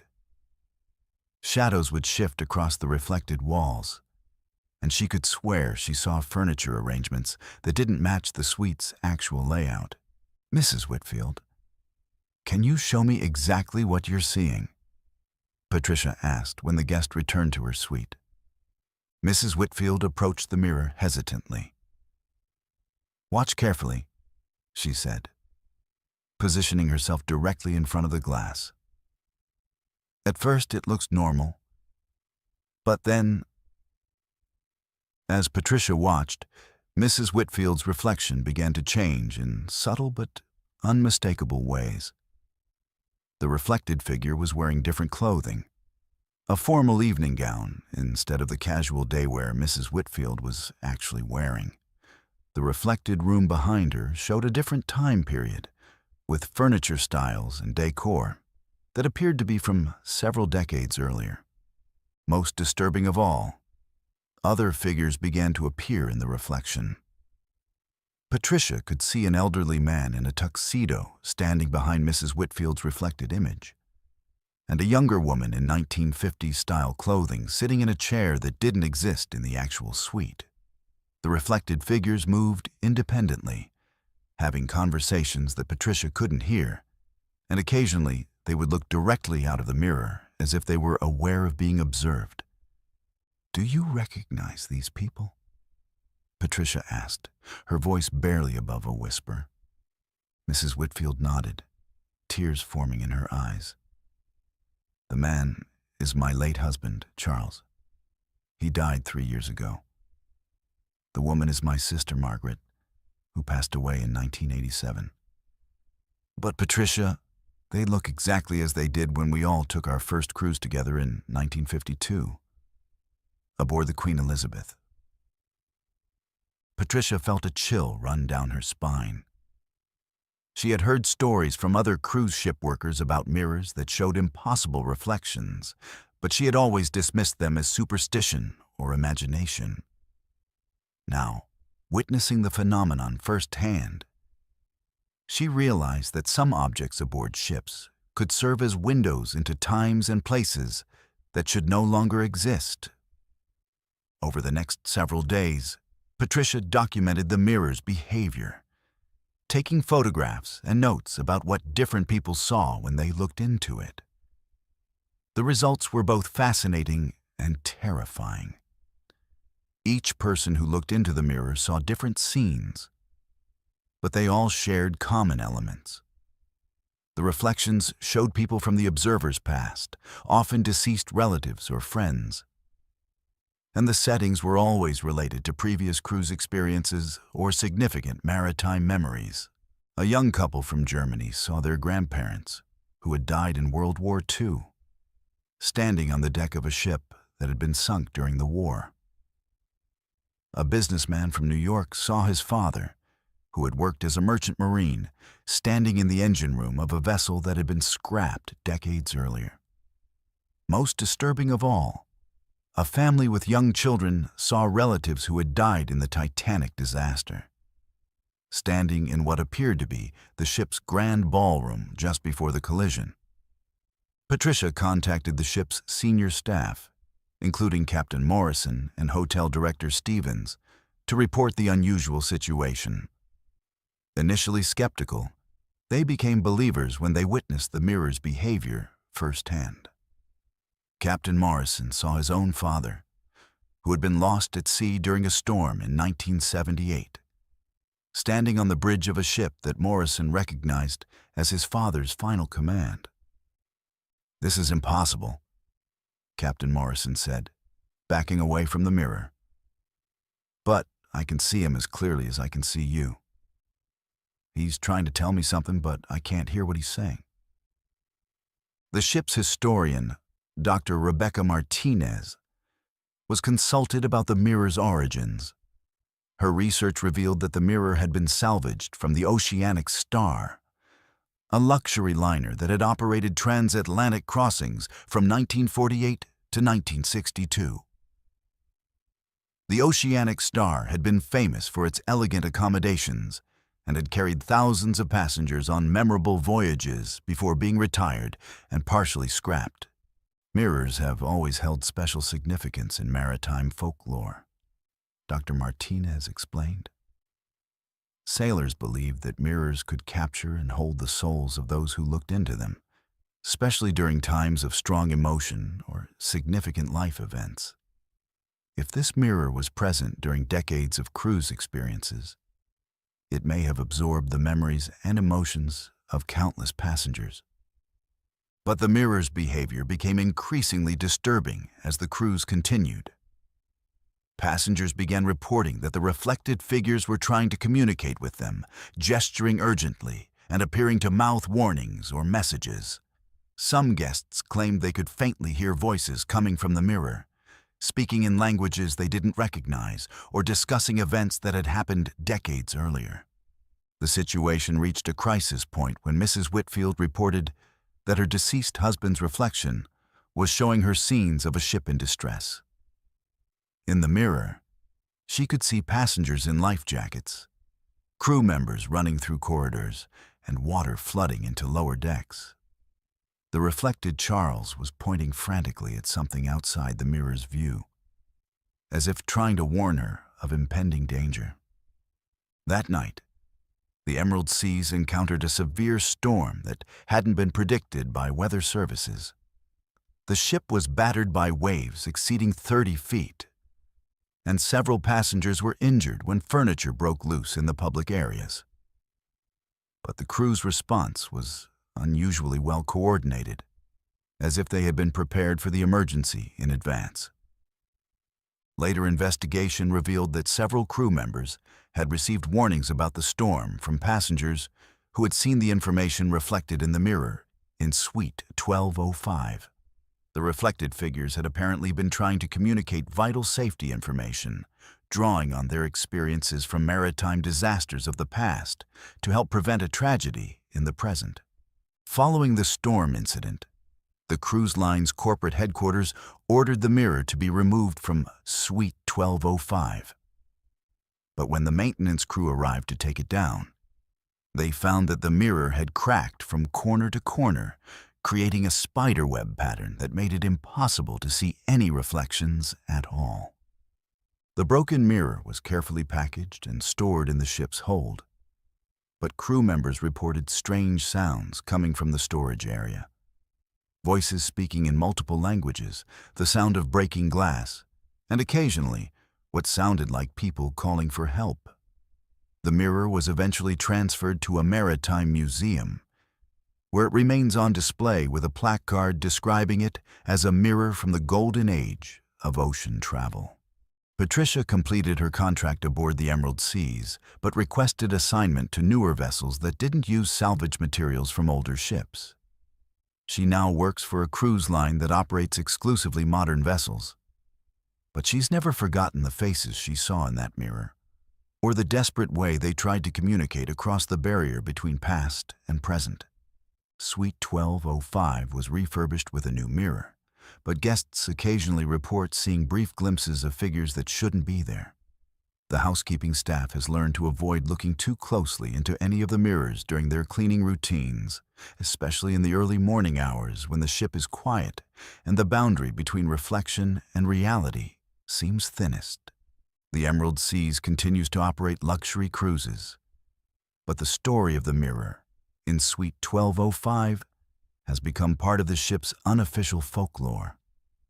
passengers sometimes request that specific suite, hoping to catch a glimpse of their own departed loved ones, while others specifically avoid it, preferring not to confront the possibility that some reflections show not what is, but what was, and what continues to exist in the spaces between memory and glass, where the past refuses to stay buried beneath the waves. Because some mirrors, it seems, are more than simple reflections. They are windows into the accumulated experiences of everyone who has ever looked into them, preserving moments of joy and sorrow, love and loss in silvered glass that remembers everything and forgets nothing, especially the faces of those who have sailed into the horizon and never returned.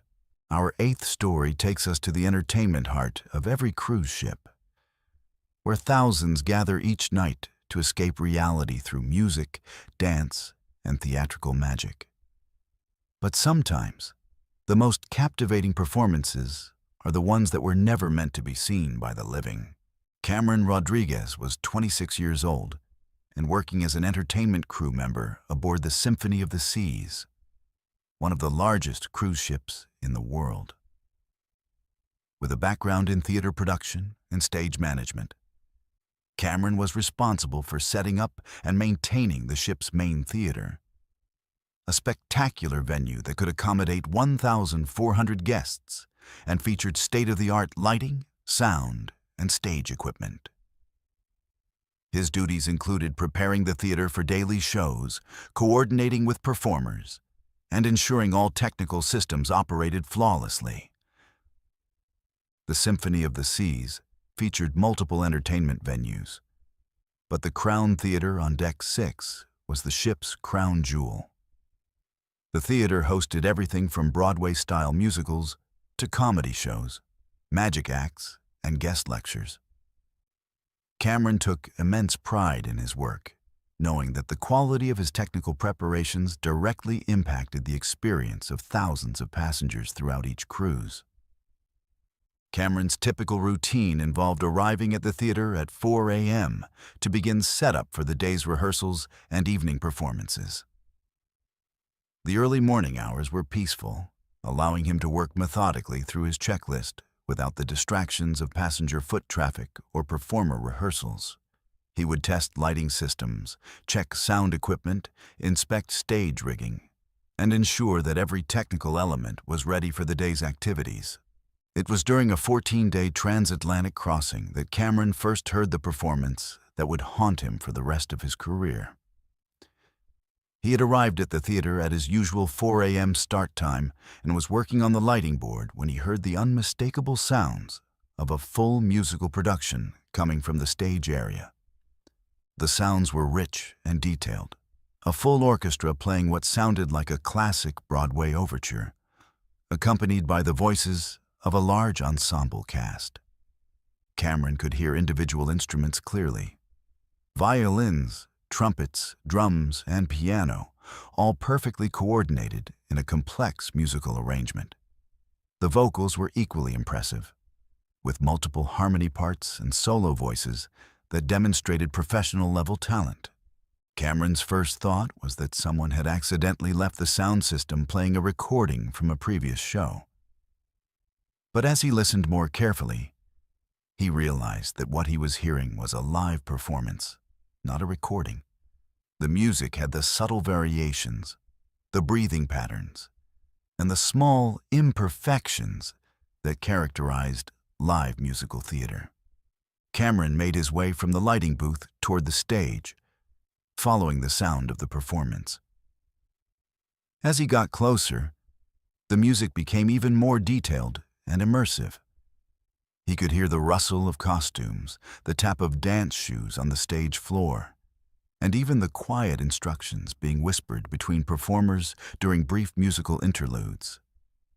When Cameron reached the edge of the stage area, he found himself looking out over the theater's main floor.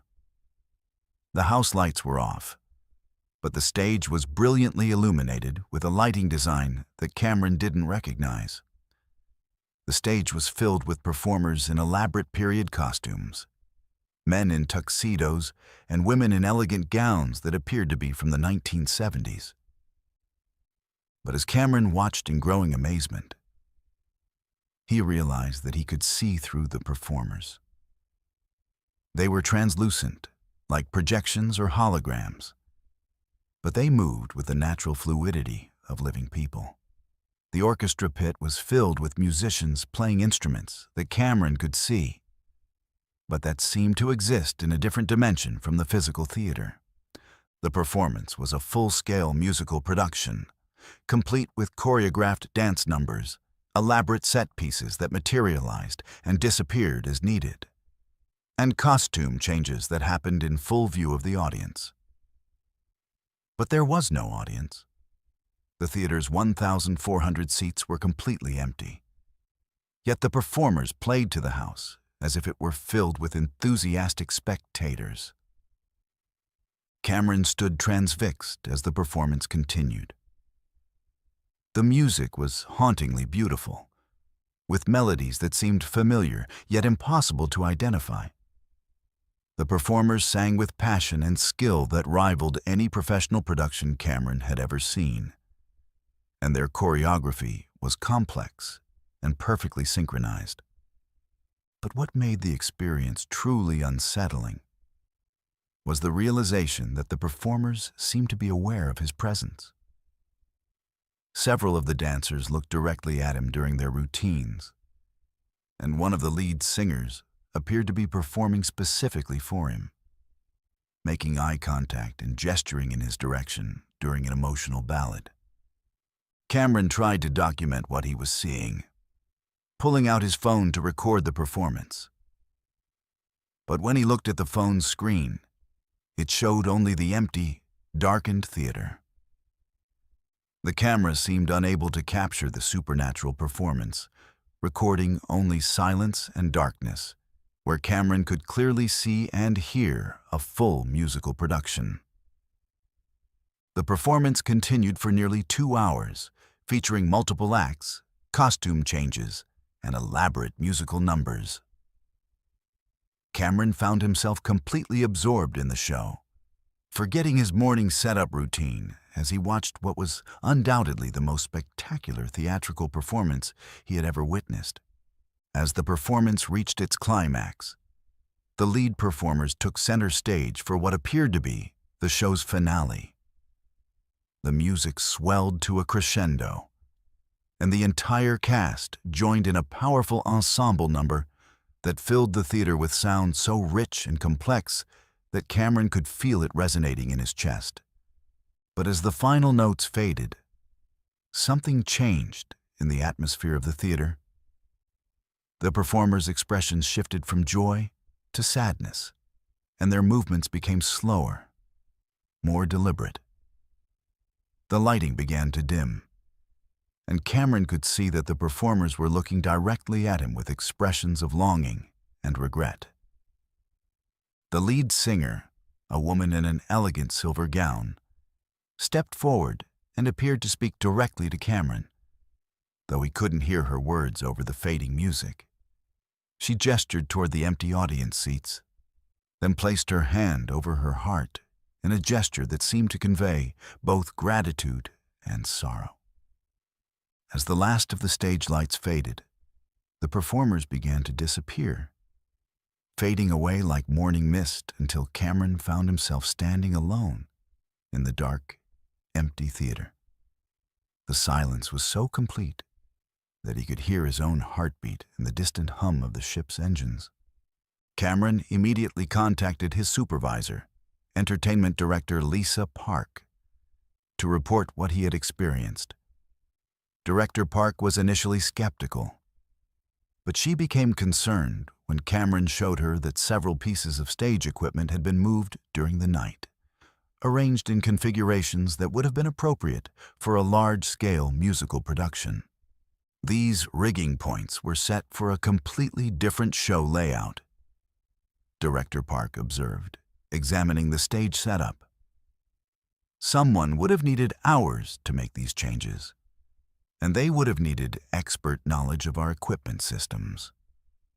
A review of the theater's security cameras revealed something that made the situation even more mysterious. The cameras showed Cameron entering the theater at 4 a.m. and standing motionless in various locations for nearly 2 hours, apparently watching and listening to something that wasn't visible to the recording equipment. But the cameras also showed that the stage equipment had indeed been moved and reconfigured during the night, despite the fact that no one else had entered the theater. Director Park contacted the ship's historian, Dr. Deist, Amanda Foster, to research the theater's background. Dr. Foster's investigation revealed that the Crown Theater had been built using materials and design elements from the Golden Star, a cruise ship that had operated from 1948 to 1962, 1972 to 1979. The Golden Star had been famous for its elaborate entertainment programs and had featured some of the most spectacular musical productions ever staged at sea. The research revealed a tragic connection to Cameron's experience. In 1978, the Golden Star's entertainment cast and orchestra had been performing their signature musical revue when the ship encountered a severe storm in the North Atlantic. The performance had continued even as the ship struggled with massive waves and high winds, with the cast and crew determined to maintain passenger morale during the frightening weather. But the storm had proven more severe than anticipated. The Golden Star had suffered catastrophic structural damage and had begun taking on water during the final act of the musical. The entertainment staff had continued performing even as emergency procedures were initiated, helping to keep passengers calm during the evacuation process. Tragically, several members of the cast and orchestra had been lost when a section of the ship's superstructure collapsed during the evacuation. The performance Cameron witnessed matches historical descriptions of the Golden Star's final show, Dr. Foster explained. The costumes, the musical arrangements, even the staging, everything corresponds to accounts from survivors of that night. The discovery explained why the performers had seemed to be playing to an empty house with such dedication and emotion. They were continuing the performance that had been interrupted by tragedy, playing for an audience that existed only in their memory, driven by the same commitment to their craft that had characterized their final, heroic performance aboard the Golden Star. Cameron requested a transfer to day shift duties, citing scheduling conflicts with his morning routine. He never again worked alone in the Crown Theater during the early morning hours. But other crew members began reporting similar experiences. The theater's technical staff learned to expect equipment changes during certain nights, particularly when the ship was crossing the same waters where the Golden Star had met its fate. The Symphony of the Seas continues to host spectacular entertainment programs in the Crown Theater. But the technical crew has developed an unspoken understanding about the theater's supernatural residents. Equipment that is moved during the night is left in its new configuration if it doesn't interfere with scheduled performances. And crew members have learned to appreciate the ghostly performances as a tribute to the dedication of entertainers who gave everything for their art. Cameron now works as a technical director for a theater company in Denver, safely anchored on solid ground where the only performances are those scheduled by living directors for living audiences.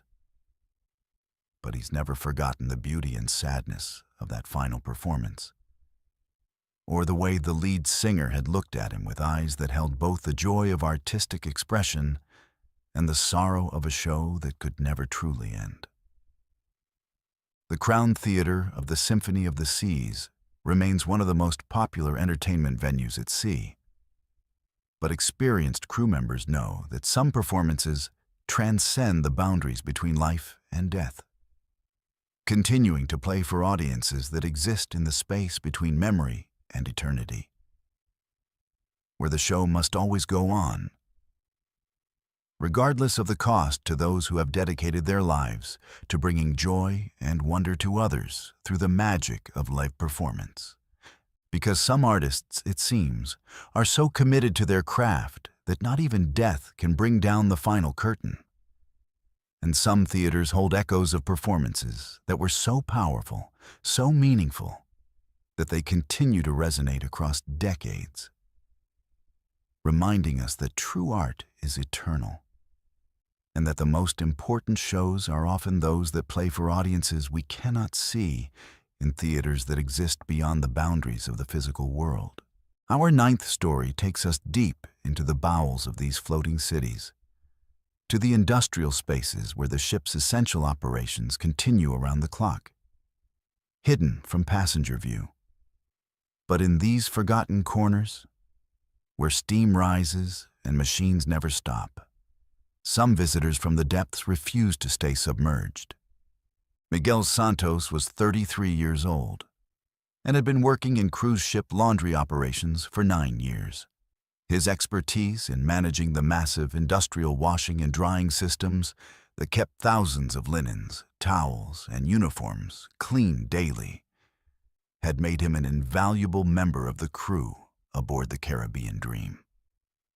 Miguel was responsible for the night shift operations in the ship's main laundry facility, located on Deck 2, well below the passenger areas and hidden from the glamorous world above. The laundry facility aboard the Caribbean Dream was a sprawling industrial operation that ran 24 hours a day. The night shift, from 11 p.m. to 7 a.m., was typically the busiest time, as Miguel and his small team processed the day's accumulation of linens from restaurants, housekeeping, and crew quarters.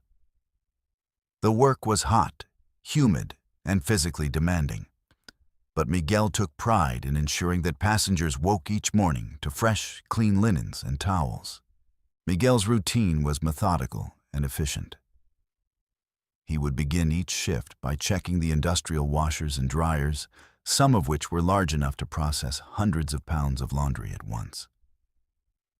The machines ran in carefully timed cycles throughout the night, and Miguel had developed an instinct for their rhythms and sounds, able to detect even minor mechanical issues before they became serious problems. It was during a routine Caribbean cruise that Miguel first encountered the visitor, who would forever change his relationship with the ship's deepest spaces. The incident began on a Tuesday night when Miguel was working alone, his usual partner having called in sick with food poisoning. The laundry room was filled with a constant hum of machinery, the hiss of steam, and the rhythmic tumbling of clothes and linens in the massive industrial washers. At approximately 2:30 a.m., Miguel was transferring a load of kitchen linens from a washer to a dryer when he noticed something that made him pause. Mixed in with the white kitchen towels and aprons were several items that didn't belong. Pieces of clothing that were dark, waterlogged, and covered in what appeared to be seaweed and barnacles.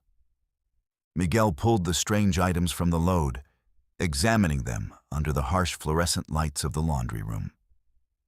The clothing appeared to be from a different era, a man's work shirt with buttons and stitching that looked decades old, pants made from heavy canvas material, and what appeared to be pieces of a life jacket that had been torn and damaged by prolonged exposure to salt water. How did these get in here? Miguel muttered to himself, checking the washer's loading area for any sign of how the items had been introduced. The industrial washers were loaded through secure hatches, and Miguel was certain he hadn't put these waterlogged clothes into the machine. Miguel set the strange items aside and continued with his routine. But 20 minutes later, he discovered more of the mysterious clothing in a different washer. This time, the items included what appeared to be a ship's uniform, a jacket with tarnished brass buttons and fabric patches that bore the name of a vessel Miguel didn't recognize: the Atlantic Pioneer. As the night progressed, Miguel found more waterlogged clothing appearing in machine after machine. Each load contained items that seemed to have been submerged in seawater for years. and many bore the names or insignia of ships that Miguel had never heard of. The clothing was always mixed in with regular laundry loads, as if it had been added to the machines by someone with access to the laundry facility. At 3:45 a.m., Miguel was checking a load of crew uniforms when he heard something that made his blood run cold. The sound of water dripping steadily onto the concrete floor of the laundry room. Miguel followed the sound to its source and found a trail of seawater leading from one of the industrial washers to a corner of the room where spare equipment was stored. The trail was fresh, with puddles of salt water that reflected the overhead lights. But what made the discovery truly unsettling was that the water appeared to be moving, flowing in a steady stream as if someone were walking through the laundry room, leaving wet footprints with each step. Miguel grabbed a flashlight and followed the water trail, his heart pounding as he realized that the footprints were leading him deeper into the laundry facility, toward the storage areas where clean linens were kept before distribution. The trail led through several rooms, past rows of industrial shelving and storage containers, before ending at a section of the ship that Miguel rarely visited. In the furthest corner of the laundry facility, Miguel found something that defied all explanation. Standing among the storage shelves was a figure that appeared to be a man in his 40s, wearing the waterlogged clothing that Miguel had been finding in the washing machines. The figure was translucent, like a projection, but Miguel could see him clearly in the beam of his flashlight. The man was soaking wet, with seawater dripping constantly from his clothes and hair. His skin had the pale, waterlogged appearance of someone who had been submerged for a long time, and his eyes held the hollow look of someone who had experienced unimaginable terror. But what made the encounter truly horrifying was that the figure seemed to be aware of Miguel's presence. "Please," the figure said, his voice sounding like it was coming from underwater. "Help me get clean. I've been trying to wash these clothes for so long, but they never come clean." Miguel backed away slowly, his flashlight beam trembling as he tried to process what he was seeing. The figure reached toward one of the storage shelves and pulled out a bundle of the same waterlogged clothing that Miguel had been finding in the machines. "I keep trying," the figure continued, his voice filled with desperation. "But the salt water won't come out. The seaweed won't come off. I need to be clean before I can go home." Miguel realized that he was looking at the ghost of someone who had drowned at sea, someone whose spirit was trapped in an endless cycle of trying to cleanse himself of the ocean that had claimed his life. The waterlogged clothing in the washing machines wasn't random debris. It was this spirit's desperate attempt to use the ship's laundry facilities to wash away the evidence of his death. "Who are you?" Miguel managed to ask, his voice barely above a whisper. "Thomas Mitchell," the figure replied. "Chief engineer, Atlantic Pioneer. We went down in a storm in 1987. I was in the engine room when the water came in. I tried to save the ship, but..." His voice trailed off, and he looked down at his waterlogged clothes with infinite sadness. Miguel's radio crackled to life, startling him. "Laundry, this is security. We're getting reports of water damage on Deck 2.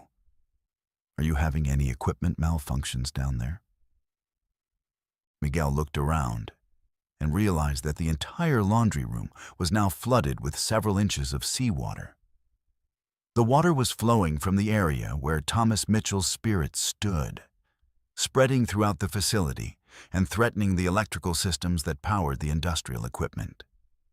"Security, I need you to come to the laundry facility immediately." Miguel radioed back. "We have a serious situation down here."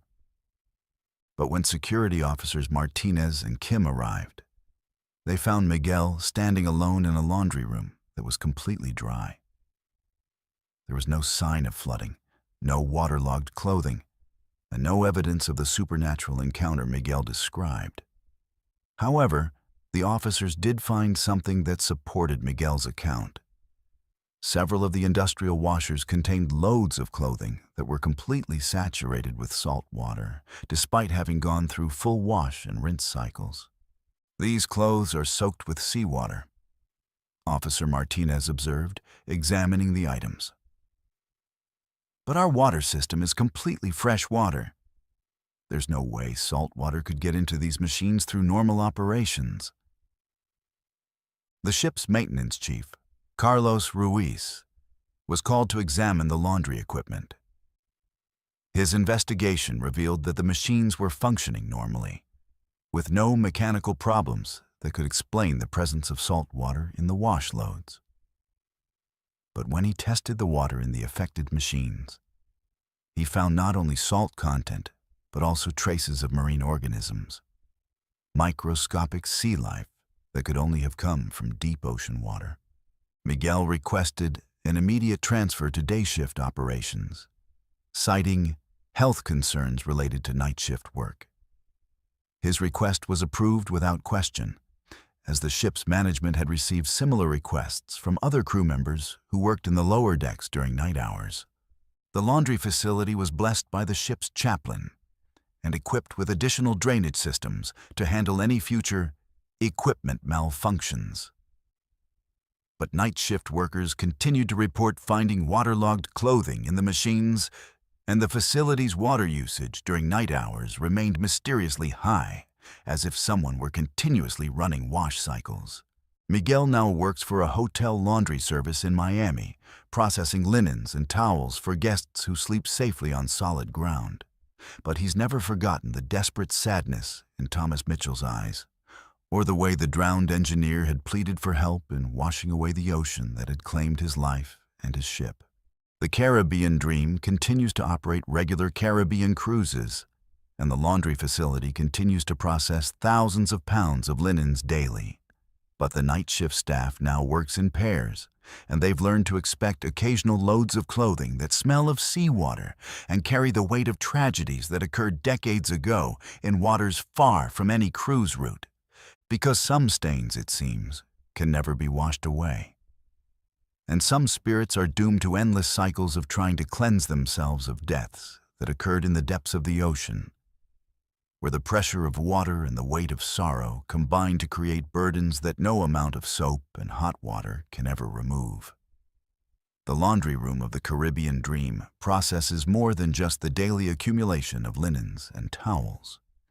It also handles the impossible task of trying to wash clean the clothes of those who died at sea, carrying their desperate hope that somewhere, in the rhythm of industrial washers and the heat of commercial dryers, they might finally find the cleanliness that will allow them to rest in peace.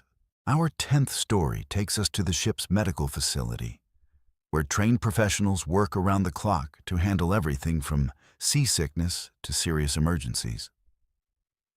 But sometimes, the patients who arrive at the medical bay bring with them conditions that no medical training can prepare you for. Dr. Rachel Morrison was 27 years old and working her second contract as a ship's nurse aboard the Oceanic Splendor, a large cruise vessel operating 7-day Eastern Caribbean routes. With 5 years of emergency room experience at a major hospital in Atlanta, Rachel was well equipped to handle the medical challenges that arose during cruise operations. From minor injuries and seasickness to cardiac events and surgical emergencies that required coordination with Coast Guard medical evacuation services. The medical bay aboard the Oceanic Splendor was a fully equipped facility located on Deck 3, featuring examination rooms, a small surgical suite, isolation quarters, and all the equipment necessary to handle serious medical emergencies until patients could be transferred to shore-based hospitals. Rachel worked the night shift, from 11 p.m. to 7 a.m., providing medical coverage during the hours when the ship's primary medical staff was off duty. Rachel's typical night shift was relatively quiet, handling occasional cases of seasickness, minor injuries from passengers who had consumed too much alcohol, and routine medication requests from guests with chronic conditions. The work was manageable and gave her valuable experience in maritime medicine, which she planned to use toward a career in emergency medical services. It was during the ship's fourth night at sea, while sailing between St. Thomas and Barbados, that Rachel encountered a patient who would challenge everything she thought she knew about life, death, and the practice of medicine. At 2:47 a.m., Rachel received an emergency call from ship security requesting immediate medical assistance for an unconscious passenger found on the port side promenade deck.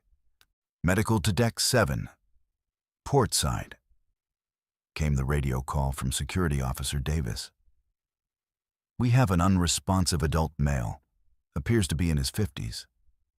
Passenger found him collapsed near the railing." Rachel grabbed her emergency medical kit and rushed to the location, where she found security officers Davis and Thompson standing over a man who appeared to be unconscious. The patient was lying on his back, wearing casual cruise attire: khaki pants, a polo shirt, and deck shoes. He appeared to be breathing, but his skin had an unusual pallor that immediately concerned Rachel. "How long has he been like this?"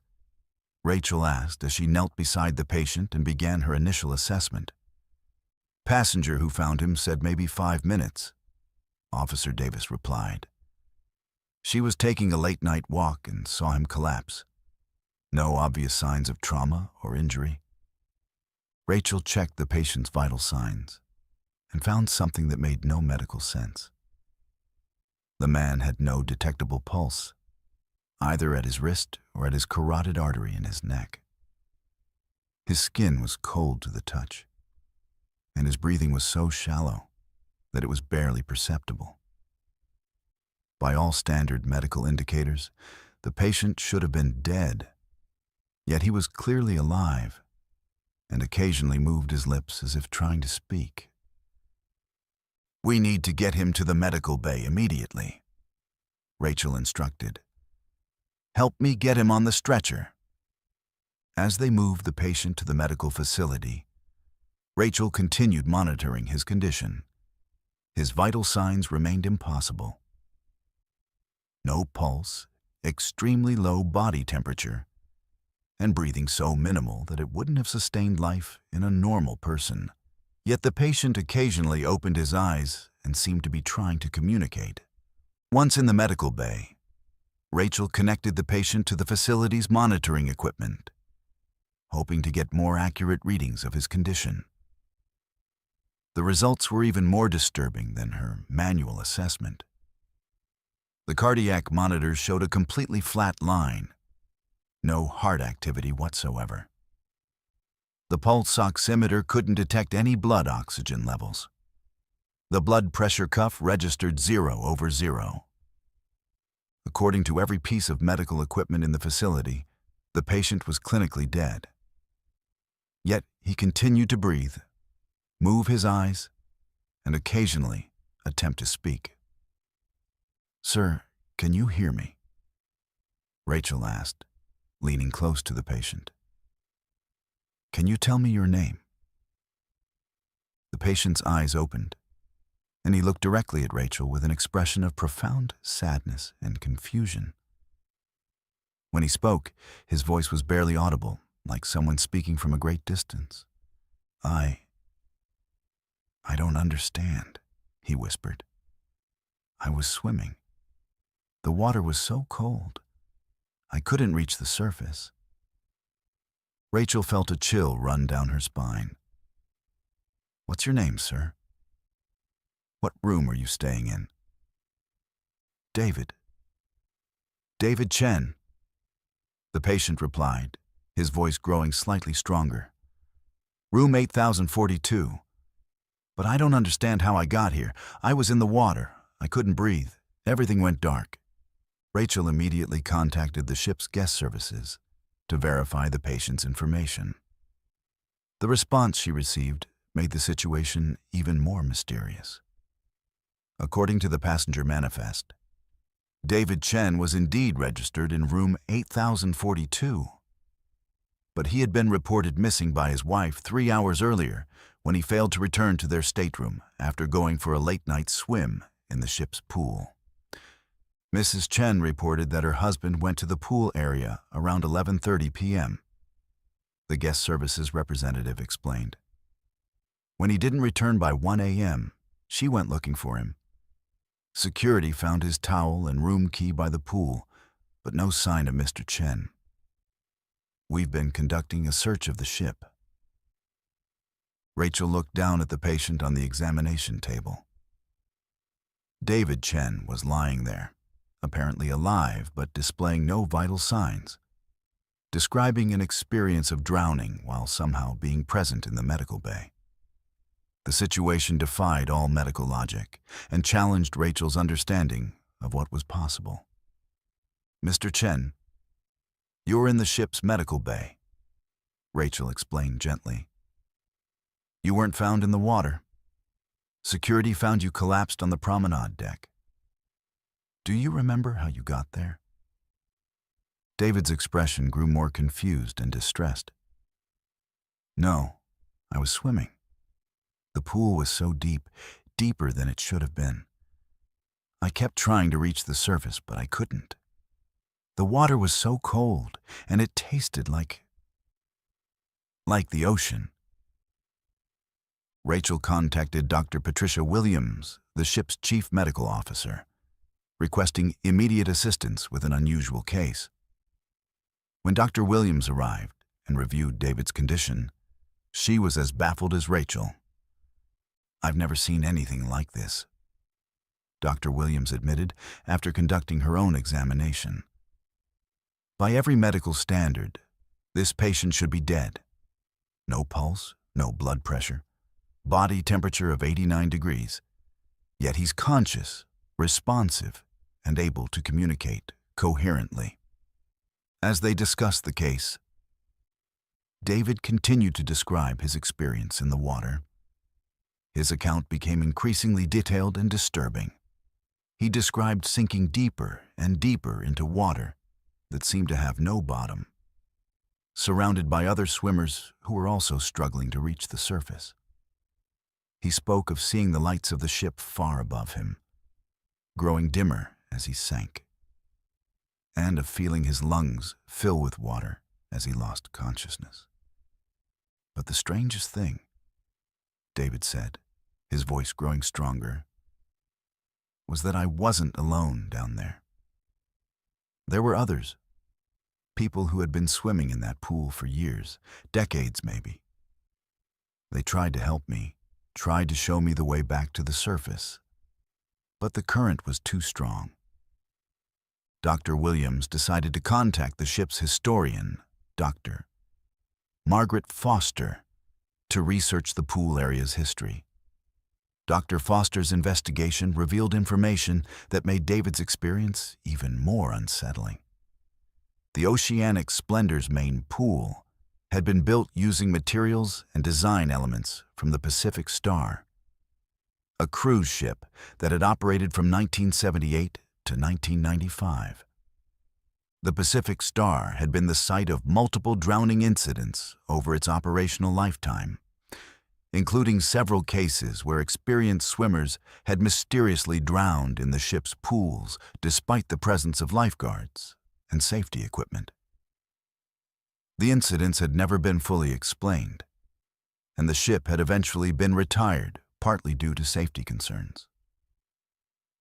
It's possible that the pool area retains some kind of memory of these past incidents, Dr. Foster suggested. In maritime folklore, water is believed to hold the strongest connections to traumatic events. As the night progressed, David's condition began to change.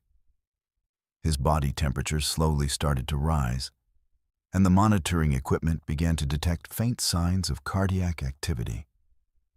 It was as if he were gradually returning to life, transitioning from whatever state he had been in back to normal human physiology. By 5 a.m., David's vital signs had stabilized to nearly normal levels, though he remained weak and confused about his experience. He had no memory of being found on the promenade deck and insisted that he had been drowning in the pool until just moments before waking up in the medical bay. Mrs. Chen was contacted and arrived at the medical bay in tears, having spent hours believing her husband was lost overboard. The reunion was emotional, but David's account of his experience left both his wife and the medical staff deeply unsettled. "I've been swimming my whole life," David told his wife. "I was on my college swim team. But that pool, there was something wrong with it. It was like it was connected to something deeper, something that didn't want to let me go." David was kept under observation for the remainder of the cruise and underwent extensive medical testing when the ship returned to port. All tests came back normal, with no indication of any medical condition that could explain his experience or his temporary lack of vital signs. Rachel completed her contract aboard the Oceanic Splendor, but requested assignment to land-based medical facilities for her next position. She now works in an emergency room in Phoenix, Arizona, where the patients she treats have conditions that can be diagnosed and treated using conventional medical knowledge.